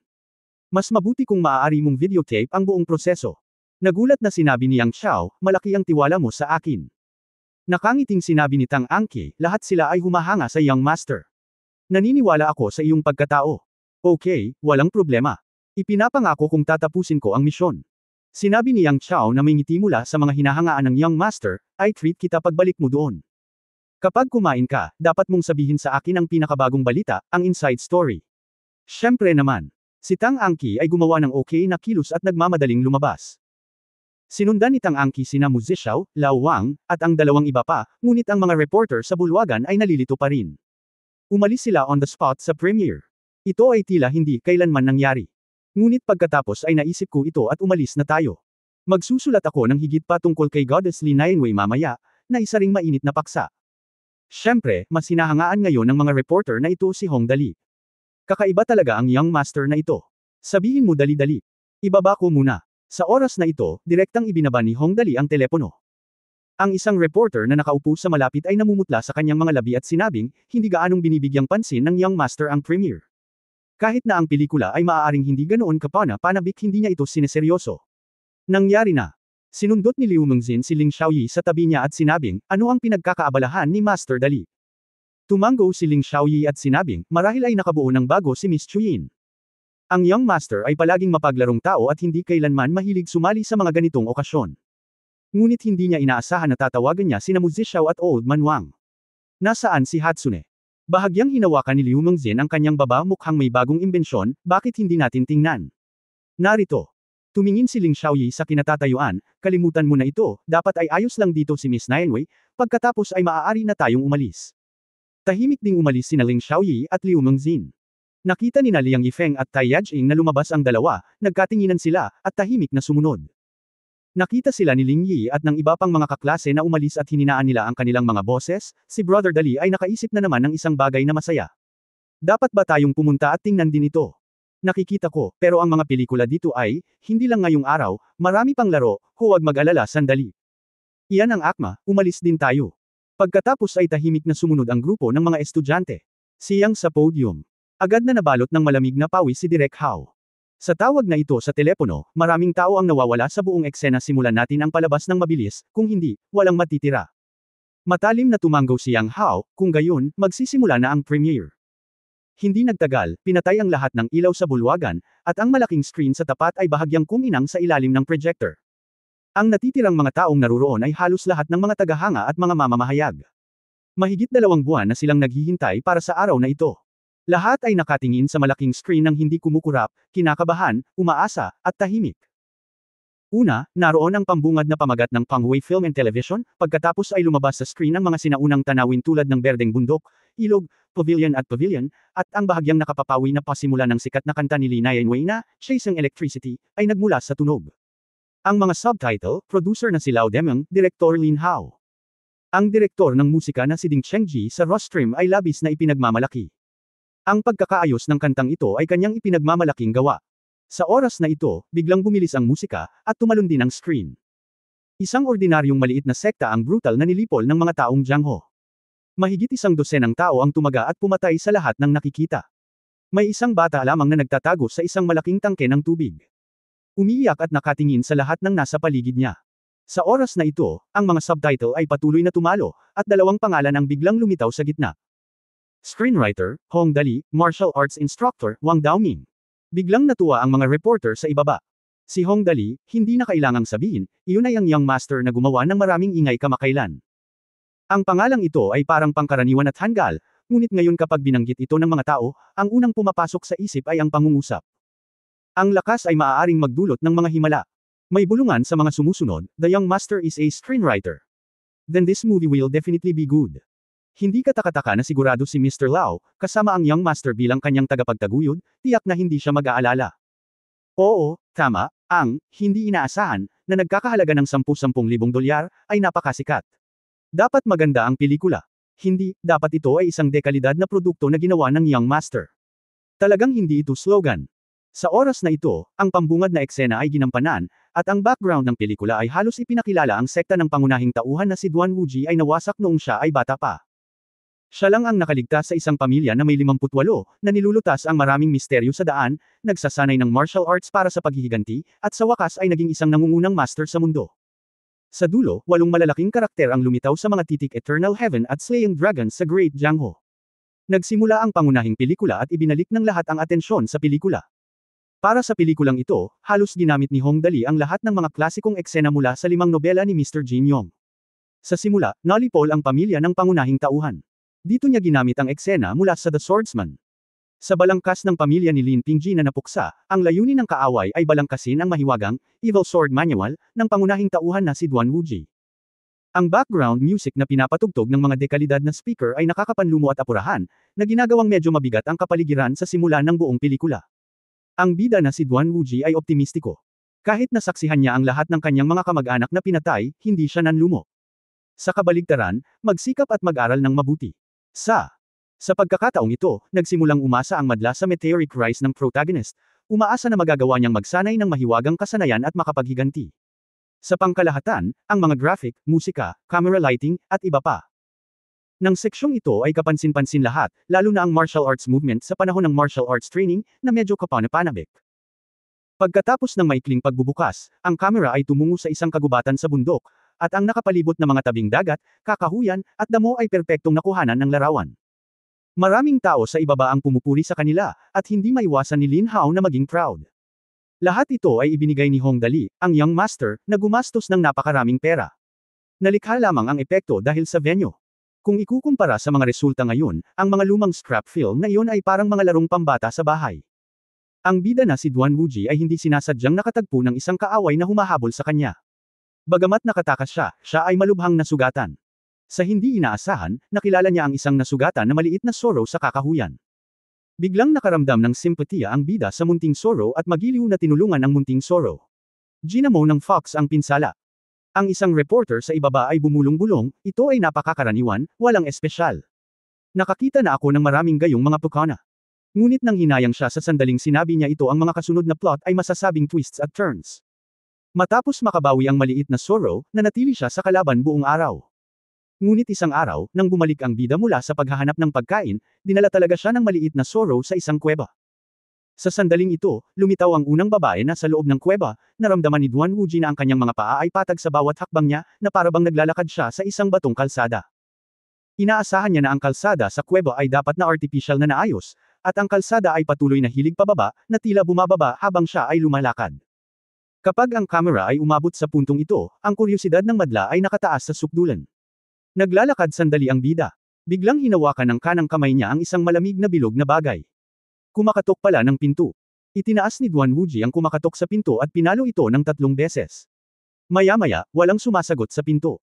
Kumatok pa siya ng 3 beses, pero wala pa ring sumasagot, kaya inabot niya ang kamay niya at itinulak ang pinto. Gumamit siya ng puwersa sa kanyang mga kamay at dahan-daang binuksan ang pinto. Biglang nagkaroon ng liwanag sa harap ng kanyang mga mata. Nakita niya na ang lugar na kinaroroonan niya ay isang pabilog na silid na bato. Ang liwanag ay nagmula sa kaliwa, ngunit ito ay malabo at hindi tulad ng skylight. Sa panahong ito, dahan-daang lumalakad si Wuji, at biglang may sumigaw sa audience, ngunit ang maliwanag na lugar ay isang bintana, at paminsan-minsan ay may isa o dalawang malaking carp na lumalangoy ng dahan-dahan sa labas. Natuwa ang mga manunood. Sinong mag-aakala na may ganoong eksena sa maliit na kuweba? Sa oras na ito, ang lens ay malinaw na naproseso, at ito ay napakaganda. Si Direk Lin Hao ay napaka-proud, humuhuni, ang setting ng lugar na ito ni Hong Dali, ang Young Master, ay kahanga-hanga. Nagkakahalaga ng malaking pera upang may install ang kristal na bintana sa unang lugar. Sa oras na ito, lumingon muli ang kamera, at biglang napansin ni Duan Wuji na ang isang hilig na tansong salamin sa silangang bahagi ay sumasalamin sa liwanag, na nagniningning patungo sa timog kanlurang sulok.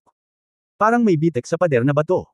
Mabilis niya itong hinawakan at tinulak ng malakas ang batong pader. Ito pala ay isang pinto. Dahan-daang lumayo, nagsiwalat ng isang butas. Pagtingin ko sa kuweba, may nakita akong hagdan ng bato.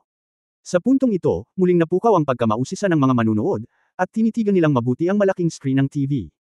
Sa screen, ang bida na si Duan Wuji ay bumaba sa mga hagdan ng bato. Pagkababa ng mahigit 10 hakbang ay tila may malabong pinto sa harapan niya. Iniunat niya ang kanyang kamay para itulak ang pinto, at biglang nagningning ang kanyang mga mata. Sumigaw siya, ayo! At sumunod kay Duan Wuji. Sabay sigaw ni Ji, pati na rin ang malaking grupo ng mga manunood sa ibaba. Sa gitna mismo ng screen, isang magandang babae na nakasuot ng palasyo ang may hawak na mahabang espada, na nakatutok ang dulo ng espada sa dibdib ni Duan Wuji. Sinong mag-aakala na may lalabas na mga kalaban dito? Agad namang natigilan ang audience sa ibaba. Ngunit sa lalong madaling panahon, natuklasan ng ilang mga manunood na ang kaaway na ito ay hindi karaniwan. Ang oras ay huminto ng 5 segundo, at ang babae ay hindi gumagalaw. Sa oras na ito, dahan-daang umusad ang kamera kasunod ng pananaw ni Duan Wuji, na nagpapakita na bagaman maayos ang ayos ng babae, tila hindi siya isang buhay na tao. Nang unti-unting lumapit ang kamera, ito pala ay isang jade statue na inukit mula sa white jade. Ang jade statue na ito ay kasing laki ng tao, na may light yellow na silk shirt na bahagyang nanginginig. Ang nakakagulat pa ay ang isang pares ng mga mata ay kumikinang ng maliwanag. Ang mga mata ay talagang inukit mula sa mga itim na bato. Habang tinitingnan mo ito, mas malalim ang iyong pagtingin, at tumataas ang iyong ekspresyon. Ang puting jade texture sa mukha ng jade statue ay may malabong pulang kulay, na walang pinagkaiba sa ordinaryong balat ng tao. Isang reporter na may agila sa ibaba ang maingat na nagmasid, pagkatapos ay biglang sumigaw ng malakas na nagtanong, Director Lin Hao, ang estatwa na ito. Hindi maaaring totoo. Mukhang hindi ito gawa ng computer. Nakalabas na. Bagamat premiere ito, hindi ito parang nasa isang sinehan, kaya normal lang sa mga reporter na magtanong on the spot. Buong pagmamalaking sinabi ni Lin Hao, ang produktong ginawa ng Young Master ay dapat na tunay ang estatwa na ito ay ibinalik ng Young Master nang lumabas siya upang tumaya sa mga bato ilang araw na ang nakakaraan. Ang piraso ng jade na ito lamang ay nagkakahalaga ng higit sa 2 milyon. Matapos marinig ang naturang pelikula, ang bilang ng mga props sa laro ay higit sa 2 milyon, at ngayon ay may tunog ng humihingal na air conditioning, na may lakas na maihahambing sa 2 kilowatt na exhaust fan. Maraming tao ang nag-iisip, napakabukas palad ni Young Master, talagang karapat-dapat siya. Sa oras na ito, nagpatuloy ang pelikula, unti-unting umusad ang screen mula sa pananaw ng bida na si Duan Wuji. Sinabi ni Duan Wuji, Sister Immortal, dapat ikaw ang Immortal Sister. Umaasa lang ako na pagpalain ako ng Immortal Sister para ipaghiganti ako. Agad siyang lumuhod at yumuko. Bumaba ka na. Lumuhod si Duan Wuji at agad na nadiskubre na may dalawang futon sa harap ng Jade Statue, na tila ginagamit para lumuhod at sumamba ang mga tao. Ang nakaluhod sa kanya ay isang mas malaking futon, at may isa pang mas maliit na futon sa harap ng Jade Statue. Sa palagay ko ito ay ginamit para yumuko ang mga tao. Sa orihinal, ito ay wala, ngunit mayroong isang linya ng maliliit na salita na nakaukit sa mga paa ng rebulto. Sa oras na ito, biglang nag-zoom in ang camera, at ang mga salitang, "Kowtow ng 1,000 beses para sa akin upang magmaneho," ay nakaberda sa kanang sapatos, at sa kaliwang sapatos, nakaberda ang mga salitang, "Sundin ang aking utos at mamamatay ka ng walang pagsisisi." Nang makita ito, nahulaan na ng ilang matatalinong manunood na ang Jade Statue na ito ay dapat maglaman ng walang katapusang misteryo. Hindi nila maiwasang matuwa ng husto. Lahat sila ay nagunat ng kanilang mga leeg ng walang malay, na para bang makukuha nila sa larawan at makita ang Jade Statue sa kanilang sariling mga mata. Ano ang misteryo? Ang mag-asawang Yang Chao at Suyan ay desperado na nakatitig sa screen ng pelikula. Ang balangkas na ito ay talagang nahok sa kanila, walang sino man ang maaaring sumang-ayon na ang plot ay kakaiba at kakaiba. Sa oras na ito, hindi nag-atubili si Wuji. Agad siyang nagbilang ng 1, 5, 10, 15, 20, at magalang na yumuko sa Jade Statue. Pagkatapos niyang yumuko ng 5 o 600 beses, nagsimula siyang makaramdam ng pananakit sa kanyang baywang at likod, at unti-unting nanigas ang kanyang ulo at leeg. Gayunpaman, naisip niya na dapat siyang magtiis hanggang sa wakas anuman ang mangyari, at hindi siya titigil hanggat hindi siya nakayuko ng 1,000 beses. Hindi man lang niya sinunod ang unang utos ng Fairy Sister, kaya bakit sinabi niyang, "Die without regrets." Matapos kumatok ng mahigit 800 minuto, nabasag ang manipis na layer ng cattail grass sa ibabaw ng maliit na futon, na nagpapakitang tila may nasa ilalim. Sa oras na ito, ang mga manunood ay nagpipigil ng hininga at lahat ay nagtataka kung ano ito. Gayunpaman, ang kalaban ay nakayuko pa rin sa oras na ito. Sa isang sandali, ang puso ng lahat ay nabuhayan, at pagkatapos ang lahat ay naghiyawan ng sabay-sabay. Pagkaluhod ni Duan Wuji, may nakita siya sa ilalim ng futon. Matapos itong ilabas, nalaman niyang isa pala itong sekretong libro na may 4 na malalaking karakter, 9 niyang magic. Sa pagkakita nito, sabay-sabay na tinampol ng lahat ng naruroon ang kanilang mga hita. Napakaganda ng pagkakaayos ng plot. Ang reporter na dati ay nagsabi na ang plot ay karaniwan lamang ay pinagsisihan ito ng gusto at bumulong-bulong, ito ba ang lakas ng Young Master? Simple lang ang plot na ito. Simple lang. Matagal niyang pinag-isipan ito, at sa wakas ay nasabi na lamang niya, bukod sa pagiging perpekto, lahat ay wala na. Ang lahat ay labis na humanga sa 9 niyang Divine Fist sa unang yugto ng Never Expected ni Hong Dali. Ngayong nakapaglabas na siya ng 9 niyang Divine Fist, natural na lahat ay nagpalakpakan ng malakas. Malinaw na napukaw ang sigla ng mga manunood sa oras na ito, at pagkatapos ay nagkaproblema ang pangunahing tauhan na si Duan Wuji at nabangga ang pangunahing tauhang si Xiao Xianer na naliligo sa lawa. Alam mo, napukaw na ng mga naunang estatwa ang gana ng mga manunood, at lahat ay nagtataka kung sino ang tinutukoy nitong estatwa. Nang makasalubong nila ang bahagyang mabangong shot na ito, natigilan ang lahat. Natahimik ang buong eksena. At nang lumitaw sa harap ng mga manunood ang eksena ni Xiao Xiaer na ginampanan ni Baofeng at ang pagong na si Xuanwu na naglalaro sa tubig, sumang-ayon ang buong audience na si Baofeng sa pelikula ay maaaring maka-score ng 100 puntos. Alam mo, ang sariling anyo ni Baofeng ay mas malala pa kaysa sa yaya na si Xiaoming. Sa puntong ito ng pelikula, ang sigasig ng madla ay nag-alab, at ang mga mata ng machine gun ay binaril kay Baofeng sa podium. At halos tanggayan siya sa ilalim ng mesa. Ang balangkas ay sumulong ng may malaking tagumpay. Nakilala ng mga lalaki at babaeng bida ang isa't isa at sabay na nagsanay ng martial arts. Ito ay mainit at hindi maliwanag. Ang mga manunood ay nabighani dito. Sa hindi inaasahang pagkakataon, dahil sa babaeng bida na ginampanan ni Baofeng, ang bida na si Xiao Xianer ay hindi sinasadyang gumawa ng ulam na tinatawag na beggar chicken, na talagang nakaakit ng isang walang katulad na master. Isang boses ang nanggaling sa puno, munting sanggol, hatiin ang ibon sa 3 bahagi, at ibigay sa akin ang upos ng manok. Oh, ang buong audience. Sinabi ni Duan Wuji, sa wakas ay nakakuha si Xiaer ng isang bagay, bakit ko ito ibibigay sa iyo upang makakain? Ang matangkad na lalaki sa puno ay nagsabi, bakit, gusto ko lang nakawin ang iyong pagkain, bakit mo ako tinatanong? Pagkatapos ang misteryosong master at si Duan Wuji ay nagsimulang mag-away. Sa hakbang na ito, agad na naghiyawan ang mga manunood. Ang mga galaw ni Old Man Wang ay napakabilis, at ang kanyang buong katawan ay gumagalaw ng bahagya sa paligid ni Duan Wuji. Natutunan ni Duan Wuji ang Nine Yang Divine Kung Fu, sumunod sa isang panlalaki at makapangyarihang paraan, at nakipaglaban ng husto na inakala talaga ng audience na siya ang Nine Yang Divine Fist. Nagpalitan ng suntok at sipa ang dalawa, at sa huli, sinuntok ni Duan Wuji ang matanda at sinampal ang matanda. Nagkasalubong sila ng isang putok, at nagkaroon ng pagsabog ng hangin. Nakita pa ng matatalas na madla ang mga dahon na hinihipan. Nagpalakpakan ang mga manunood. Natigilan ang lahat. Sa pagkakataong ito ay naunawaan na nila kung ano ang tunay na kung fu. Lumuhad ang buong madla, at pinuri ng ilang tao, ito ang tinatawag na kung fu, ito ang kung fu ng ating langit. Ang sikat na kritiko ng pelikula na si Zhang Wen ay nakaupo sa isang sulok ng bulwagan, na mabilis na sumulat, ito ang tunay na kung fu. Ito ay tunay na kung fu. Pagkatapos manood ng Jiang Ho, naramdaman ko na lang na ang mga martial arts na pelikulang napanood ko noon ay mga batang nag-aaway. Ano pa ba ang silbi ng pagkakaroon ng magagandang special effects? Kung gusto nating gumawa ng pelikula, ang mga tagahanga natin, ang mga tunay na tagahanga, kailangan natin ngayon. Tapat na tagasunod ng Young Master na si Hong Dali. Nagpatuloy ang paglalaro ng pelikula, at nabighani ang mga manunood. Sa oras na ito, kumakain ang misteryosong master. Sarap na sarap ang manok ng pulubi, kaya sinabihan ang bida tungkol sa isang galaw na tinatawag na Dragon Subduong Palm. Ang bayani, na napakatalino at may kahangahangang buto, ay talagang nakabisado ito at nagpractice ng 9 Son Subduong Dragon Palm. Nasiyahan si Zhang Wen sa panunood nito. Siguradong masasabi niya na ang Dragon Subduong Palm move sa pelikula ay totoong kung fu. Sa oras na ito, natural na para sa kontrabida na lumitaw, at sigurado, ang gwapong kontrabida na si Mu Zhixiao ay gumagawa ng napakagandang hitsura. Ang mga manunood dito ay talagang nag-e-enjoy sa panunood nito. Dalawang gwapong lalaki ang nakikipaglaban sa martial arts. Ito ay isang eksena na hindi maisip sa nakaraan. Ngayon tuloy ang laban. Bukod sa tunog ng away sa pelikula, ang buong eksena wala nang maririnig sa labas.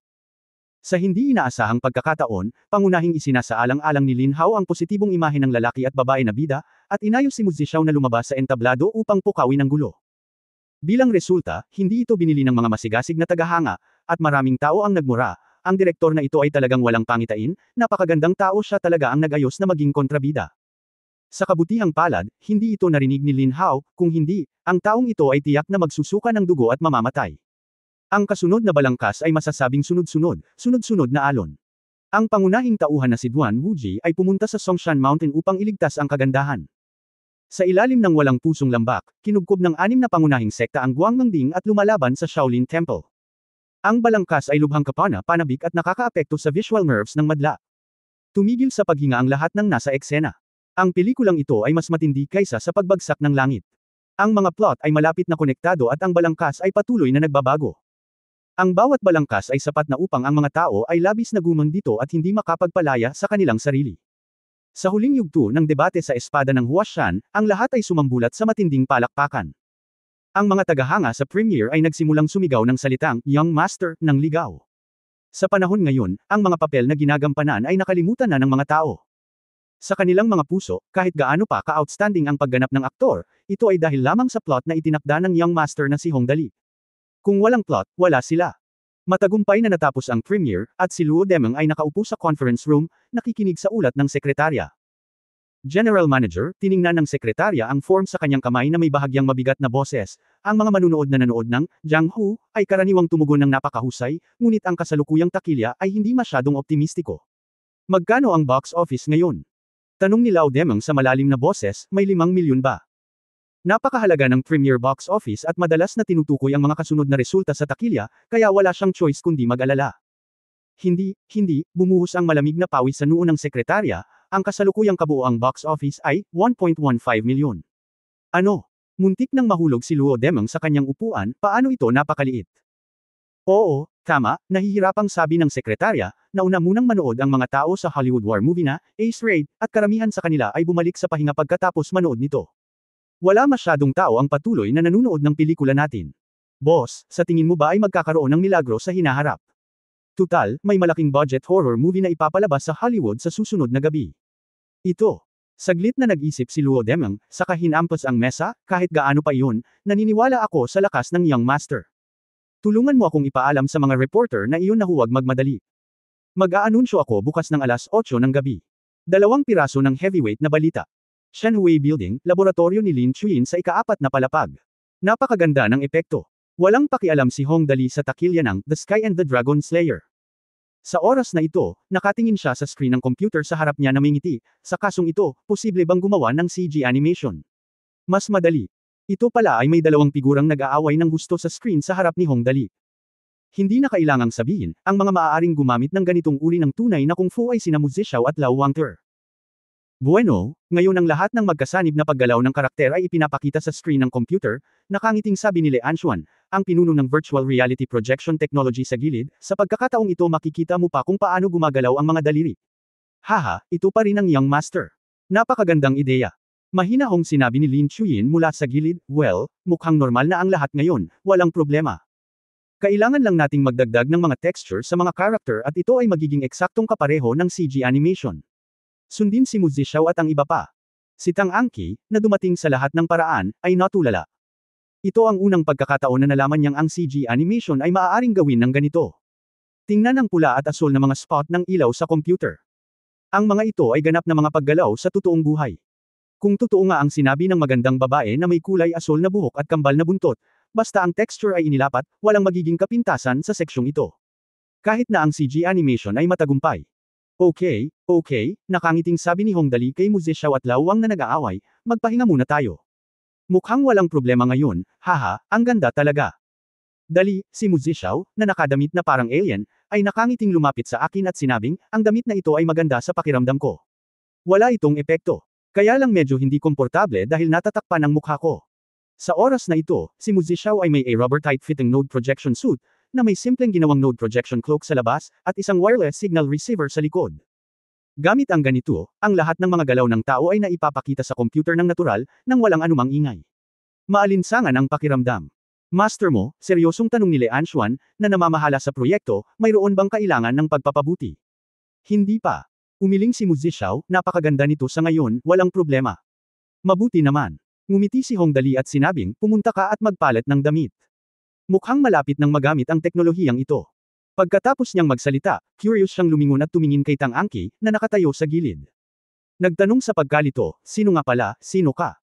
Nagpahayag si Tang Angqi ng kaunting depresyon, tila kailangan pa ring palakasin ang kanyang pakiramdam ng presensya, at nagmamadaling sumagot, kumusta, Master Dali, ang pangalan ko ay Tang Angqi, ako ay isang reporter mula sa Star Entertainment Magazine.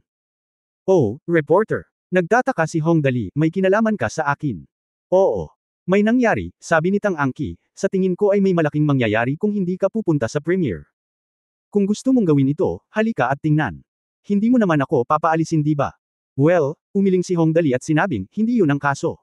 Walang makikita dito. Oh, nga pala, tungkol sa amin. Mangyaring panatilihing sekreto ang iyong kakayahan. Talagang. Itinaas ni Tang Angqi ang kanyang kamay at tumalikod, wala akong dalang kagamitan para sa pag-record ng audio o video, kaya makasigurado ka, Master Dali. Alam ko. Nagkibit balikat si Hong Dali, kung dinala mo ito.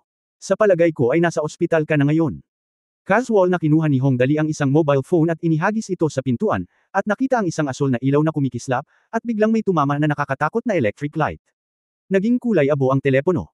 Si Tang Angqi ay mukhang natakot, Master Dali, ito ay Miscellaneous Defense System, nakangiting sabi ni Hong Dali, ang taong naglabas ng sikreto ito ang paggamot. Sinabi ni Le Anshuan sa gilid, Young Master, ito ang aking mobile phone. Bibigyan kita ng isang mas mahusay kapag bumalik ako. Kinagat ni Hong Dali ang kanyang mga labi ng may pang-aalipusta, bueno, sinabi ko ang Anchi. Hindi ka nandito dahil sa curiosity lang, di ba? Well, I don't dare. Bumilis ang tibok ng puso ni Tang Angqi, pumunta lang ako para tingnan Dali. Master, ginagawa mo ba ito para gumawa ng pelikula? Sa huli, mas maganda ang profesionalismo. Oo, sumingot si Hong Dali, pinaplano mong gumawa ng 50 milyong dolyar na karton para sirain ang iyong kapalaran. 50 milyon. Lumuhad kaagad si Tang Angqi at bumulalas, nag-invest ka talaga ng 50 milyon sa isang karton. Nagsisi ang mga tao sa paligid niya pagkatapos niyang sabihin ito. Lahat sila ay tumingin sa kanya na parabang siya ay isang tanga, at ang kahulugan na ipinahayag sa kanyang ekspresyon ay medyo halata ako ay mula sa nayon, tama. Nagkaroon ng kaguluhan, ang Young Master ay gustong gumawa ng isang pelikula, at ang 50 milyon ay marami. Walang ekspresyong sinabi ni Lin Chuyin, 50 milyon lang. Huwag makipagtalo. Kung mali ang nakuha mong data, malalagay ka sa problema. 50 milyon. Hindi ba ito kasing ganda ng iyong data? Kakaibang sinabi ni Hong Dali, oo, napakababa na ng 50 milyong yuan para makagawa ng karton, okay. Ling Ye, ito ba ang unang pagkakataon na narinig mo ang gawain ni Brother Dali? Duzinzan, masasabi ko sa ilang daliri lang. Kuya Dali, sabi mo ang karton ay nangangailangan ng puhunan na 50 milyon. Ngayon lang napagtanto ng batang ito. Tinakpan ni Tang Moxon ang kanyang mukha, oh my god, napaka-reflexive ninyong dalawa. Masyado akong kinakabahan. Ang kabilang panig ng karagatan, ang kagandahan ng kagandahan, Hollywood. Nagpapatuloy ang ikatlong roundtable meeting. James, ano ang kasalukuyang box office ng Jang-ho doon sa Heaven? Tanong ni Bayren sa malalim na boses. Sa pagkakataong ito, ang Hollywood ay nagsagawa ng tatlong roundtable meeting tungkol sa usaping ito para i-target ang takilya ng The Legend of Rivers and Dragons. Naturally, sila ay pinakaaalala tungkol sa kung magkano ang box office, arrogance, mayroon ngayon. Tinitigan ni James ang laptop at tumawa ng malakas, 1 million lang ang box office ngayon, at napakabagal ng growth. Tinatayang 1.5 million lang ang box office ngayon at most. Haha, malapit na sa 20 million ang puhunan, at 1 million lang ang box office sa unang araw. With a box office of 1.5 million, talagang nawala lahat ng pera nila this time. Tingnan natin kung maglakas loob silang sigawan tayo sa pagkakataong ito. Malamang luluhod sila sa harap namin umiiyak at nagmamakaawa na gabayan namin, hahaha. Haha. Ang puhunan ay malapit sa 20 milyon, ngunit ang takilya sa unang araw ay 1.5 milyon lamang. Ang ganitong mga resulta ay halos nagpapahiwatig na ang pelikulang ito ay nawala ang lahat ng pera nito. Pagdinig. Ang mga salita ni James, lahat ng tao sa conference room ay nagpakita rin ng mga ngiti sa kanilang mga mukha, at isang tao ang nagsabi, haha, hindi masama. Kung kalkulahin ayon sa ratio na ito, ang pinakamataas na kabuuang box office ng Jang-ho ay 7 o 8 milyon lamang. Ang isa pang tao ay nagsabi, hoy, Jang-ho, na namuhunan ng halos 20 milyon, ay nagkaroon lamang ng box office na 1.5 milyon sa unang araw. Sa tingin ko, ang mukha ni Hong Dali ay dapat na pangit ngayon. Haha. Tumawa ng malakas, ano ang sinasabi ko tungkol sa laban sa ating Hollywood? Maaaring maswerte siya, ngunit hindi mahalaga ang swerte sa takilya. Oo, nakangiting sabi ng pangatlong tao, panuulin mo ito sa pagkakataong ito gusto mo bang hiramin ang aming malaking snapong pawikan mula sa kaharian ng langit? Nagtawanan muli ang lahat, at mabangis na sinabi ni James, sa pagkakataong ito, ginawa namin ang isang mahusay na trabaho sa labanan na ito. Makikita natin ang mga resulta mamaya. Huwag magmadaling umalis ngayong gabi, tayo'y magdiwang. Okay. 8:00 ng gabi, ang Hollywood horror film na, The Screaming Hour, ay ipinalabas sa mainland, na nakakuha ng box office na 4.2 milyon. Sa oras na ito, ang premiere box office ng Jang-ho ay 1.4 milyon lamang. Sa 10:00 ng gabi, ang mga higanti ng Hollywood ay nagsimulang magsama-samang umalis at magparty buong magdamag. At habang ang mga higanteng Hollywood ay nagsasalo-salo, sa bagong dagat ng langit, isang kakarampot na mabilis na umaakyat sa tuktok ng mga ranggo ng paksa sa bilis ng hangin ng taglagas na tanggayan ang mga nahulog na dahon. Ang pamagat ay, The Heaven Slays the Dragon, the perfect martial arts masterpiece. Sa 8:00 ng umaga sa ikalawang araw, ang takilya ng ang Ace Raid, sa unang araw ay opisyal na nakalkula, na may box office na 6.7 milyon. Ang The Screaming Hour, ay may box office na 5.2 milyon sa unang araw nito. Habang ang martial arts masterpiece na, The Sky and the Dragon Slays, ay mayroon lamang box office na 1.6 milyon.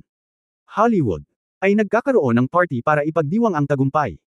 Sa Xinhai Weibo, Turkey Chat, Shankyu Search at iba pang mga pangunahing media site ng Changguo, mayroong hindi mabilang na mga boses na malakas na nagpalakpakan para sa The Heaven Slaying the Dragon, The Great Jang-ho. Sa software ng Turkey, binati ng mga kamag-anak at kaibigan ang isa't isa. Napanood mo na ba ang The Jang-ho? Sinubukan ko ito at labis akong humanga. Ano? Hindi mo pa ba napapanood ang The Jang-ho? Huli ka na, kapatid, bilisan mo at tingnan mo. Kung hindi ka pupunta, siguradong pagsisisihan mo ito habang buhay. Totoo o peke? Napakaganda. Kalokohan, palihim akong nanunood ng mga pirated na pelikula sa loob ng 10 taon. Balak kong pumunta sa sinehan para suportahan ang orihinal na bersyon ng pelikulang ito. Masyadong sexy ang plot na inayos ng Young Master. Damn it, I'll go check it out to 10 taon ka nang nanonood ng mga pirated na pelikula, hindi ka natatakot na mahuli. Kapatid mo, ilihim mo sa akin. Anyway, simula ngayon, sinusuportahan ko lahat ng nanggagaling kay Young Master. Tunay. Xinhai Weibo. Binigyan ko ito ng random na pangalan at mayroon pa ring mga taong kumukuha nito. Napanood ko ang The Sky and the Dragon Slaying the River sa kalagitnaan ng gabi, ngunit hindi ko sinasadyang napanood ito ng 2 beses. Ako ay nagkasala at nagsisi ako. Pumunta ako sa sinehan ngayon para suportahan ang takilya. Isang tao, sa isang lugar ay dapat tumayo, isang magandang pelikula, talagang isang magandang pelikula. Kung hindi mo ito pinanood, pagsisihan mo ito, at walang mga spoiler. The Moonlight is an Eternal Dream, talagang sasabihin ko sa Young Master pagkatapos mapanood ang The Heaven and the Dragon Slayer, turned into a fan. Per circle sa Lungguhit Restartang at Shuang Shihei, dagdag 1 at Xiao Gao Gao Kao Gao Kao Yi Ziyang Huan, ganap na mahusay na tao, hindi ko ito napansin dati Rosa Easy Weibo, naging fan ako ng Young Master. Napakalakas. Hindi ko makakalimutan ang plot ng pelikula ngayon, at naging fan ako. Nito. The 3000 Worlds of Mockingbird, nag-click lang ako sa trailer ng Big Rivers and Lakes, sa Cool Station, at hindi ko na napigilan. Nagka-goosebumps ako sa buong lugar Luhas sa mata ko. Napakagaling ng Young Master. Gusto kong sundan ng Young Master sa Weibo. Bukas Paghahanap sa change. The Great Rivers and Lakes of Yishan Slaying the Dragon, 1,234,567 10 next page mas mahigit nakahanap si Chench ng humigit kumulang 23,400,000 kaugnay na resulta para sa iyo. The Great Rivers and Lakes, 1,234,567 10 next page mas mahigit nakahanap si Chench ng humigit kumulang 23,400,000 kaugnay na resulta para sa iyo, 68,500,000. Yishan Slaying Dragon, 1,234,567 10 susunod na pahina mas mahigit nakahanap si Chenge ng humigit kumulang 25,000 kaugnay na resulta para sa iyo. Young Master, 1,234,567 10 susunod na pahina mas mahigit nakahanap si Chenge ng humigit kumulang 100,000,000 kaugnay na resulta para sa iyo. Alas 9 ng umaga, nagsimulang hamampas ang isang mapangwasak na bagyo sa buong makalangit na industriya ng pelikula at telebisyon. Ang The Great Rivers and Lakes of Heaven and Dragon Slaying ay nagsimulang walisin ang lahat ng mga sinihan sa kaharian ng langit na may saloobin ng haring darating. Mabilis na nagsimulang durugan ang takilya. Sa 9:30 AM, ang pambansang box office ng Heaven and Dragon Slayer, The Great Rivers, ay tumaas sa 6.2 milyon. Ang Ace Raid ay may kabuuang box office na 6.8 milyon. Ang The Screaming Hour ay may kabuuang domestic box office na 5.25 milyon. Sa alas 12:30 ng tanghali, ang lahat ng mga sinihan sa Heaven ay pansamantalang nagdagdag ng mga karagdagang palabas. Ang takilya ng Heaven and Dragon Slayer, The Great Rivers, ay patuloy na tumataas, na umaabot sa 11.5 milyon sa loob lamang ng 2.5 oras. Kasabay nito, ang Ace Raid ay mayroong kabuuang domestic box office na 7.1 milyon. Ang The Screaming Hour ay may kabuuang domestic box office na 5.5 milyon. Para sa espesyal na palabas sa 3 PM, kinansela ng lahat ng mga sinihan sa Heaven ang lahat ng mga dayuhang pagpapalabas ng pelikula ng sabay-sabay, kabilang ang Ace Raid at Screaming Hour, dalawang pangunahing produksyon sa Hollywood na halatang walang dumating para panoorin. Ang lahat ng mga espesyal na palabas ay ginawang malaking ilog at lawa. Nagkaroon ng walang katapusang daloy ng mga tao na pumipila para bumili ng mga tiket, at ang pila ay nakaunat pa hanggang sa ticket hall. Ang pambansang box office ng The Heaven and the Dragon Sword ay lumago ng mabilis, na lumampas sa 14 na milyong marka. Sumabog si Thunder sa Entertainment Circle. Ang average na pelikula ay maaaring umabot sa 14 na milyong marka, na kung saan ay ang limitasyon. Pero pagdating sa The Great Rivers and Lakes of Eternal Heaven and Slaying Dragons, pag-anda pa rin ito. 16 na milyon. 18 milyon. Mabilis na pag-unlad. 19 na milyon, 21 milyon. Patuloy na umakyat. Ang buong langit ay kumukulo. Sa alas 5:30 ng gabi, ang Ace Raid ay ipinakita sa 20 na mga sinihan lamang sa kaharian ng langit na may kabuuang box office na 7.15 milyon. Ang The Screaming Hour ay ipinalabas sa 18 mga sinihan na may kabuuang domestic box office na 5.55 milyon. Kasabay nito, hindi nabawasan ang sigasig ng mga manunood para sa The Heaven and the Dragon Slaying, The Great Rivers, na sold out ang mga sinihan at ang kabuuang box office ay 24 na milyon. Alas 8 ng gabi, nagsagawa ng press conference si Luo Demong pagkatapos ng premiere ng The Sky and the Dragon. Ito ang masasabing pinakasimple at pinakamaikling press conference. Dahil sa pagpupulong, dalawang bagay lang ang sinabi ni Luo Demong. Una, ang Pangwei Film and Television ay magsasama sa Kaiwei Film and Television, kasama si Zhang Kai bilang presidente at si Luo Demong mismo bilang CEO. Pangalawa, ang Young Master na si Hong Dali ay handang magsunog ng pera at mamuhunan ng malaking halaga na 50 milyon para kunan ang unang domestic full CG animated film na tinatawag na Saint of the Goddess. Sa sandaling mailabas ang dalawang balitang ito, mabilis itong naging mga ulo ng balita ng mga pangunahing pahayagan at magasin. Salamat sa sikat na istilong ito, ang The Heaven Slays the Dragon ay patuloy na nangunguna sa hating gabi na takilya. Sa madaling araw, nagsimulang lumabas sa internet ang mga tawag para sa direktor na si Lin Hao na gumawa ng sequel ng The Jianghu. Mas maraming tao ang nagpahayag ng kanilang pag-asam para sa bagong epikong obra maestra na Saint of the Goddess, at sinabing tiyak na papanoorin nila ang orihinal na bersyon pagkatapos ito may palabas. Sa umaga ng ikatlong araw, lumabas ang data mula sa mga domestic theater sa Kaharian ng Langit. Ang pambansang box office ng The Heaven and the Dragon Slayer sa unang araw ay 1.6 milyon. Sa ikalawang araw, ang takilya ay lumundag ng higit sa 10 beses, umabot sa isang malaking 24 na milyon na durog nito. Napakalaki ng lahat ng mga pelikula sa parehong panahon, ang Hollywood blockbusters na Ace Raid at Screaming Hour ay natapos na malungkot.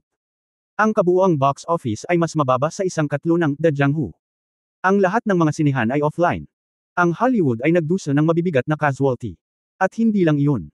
Ang takilya ng The Jianghu ay tumataas pa rin ng husto. Parami ng parami ang dumarating para manood ng pelikula. May mga nakapanood pa nga ng 2, 3, o 4 na beses at wala pa ring aftertaste. Noong nakaraan, ang piracy ay lilito ng patago sa loob ng 3 araw sa pinakahuli. Bilang resulta, sa pagkakataong ito, sa sandaling lumitaw ang piracy sa internet, agad itong iuulat ng mga masigasig na tagahanga, at natuklasan din ng Departamento ng Pulisya ang maraming mga tindahan ng itim na piracy, na nagresulta sa isang malaking pagtaas sa mga benta. Sa hapon, ang keyword na Young Master ay mabilis na nanguna sa mga ranggo ng mga pangunahing search engine, at isang espesyal na fan meeting ang ginanap upang pag-aralan ang bawat plot, koneksyon, at pangungusap na inayos ni Young Master sa pelikula.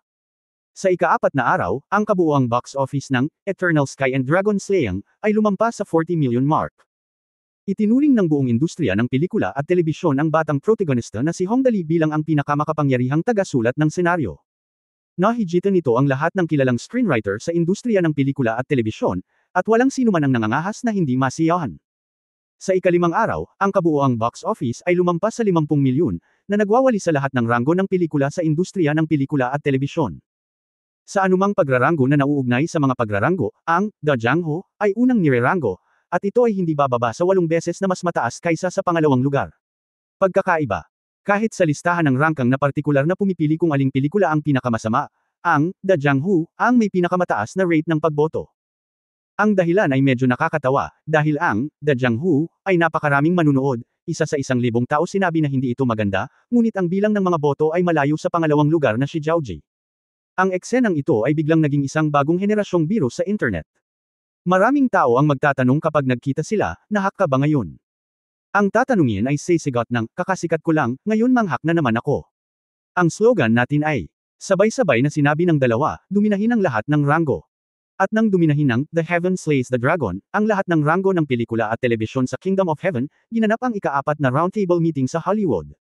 End of this chapter. Pahingi naman ng like, share at subscribe mo na rin para updated ka sa susunod na kabanata. Salamat.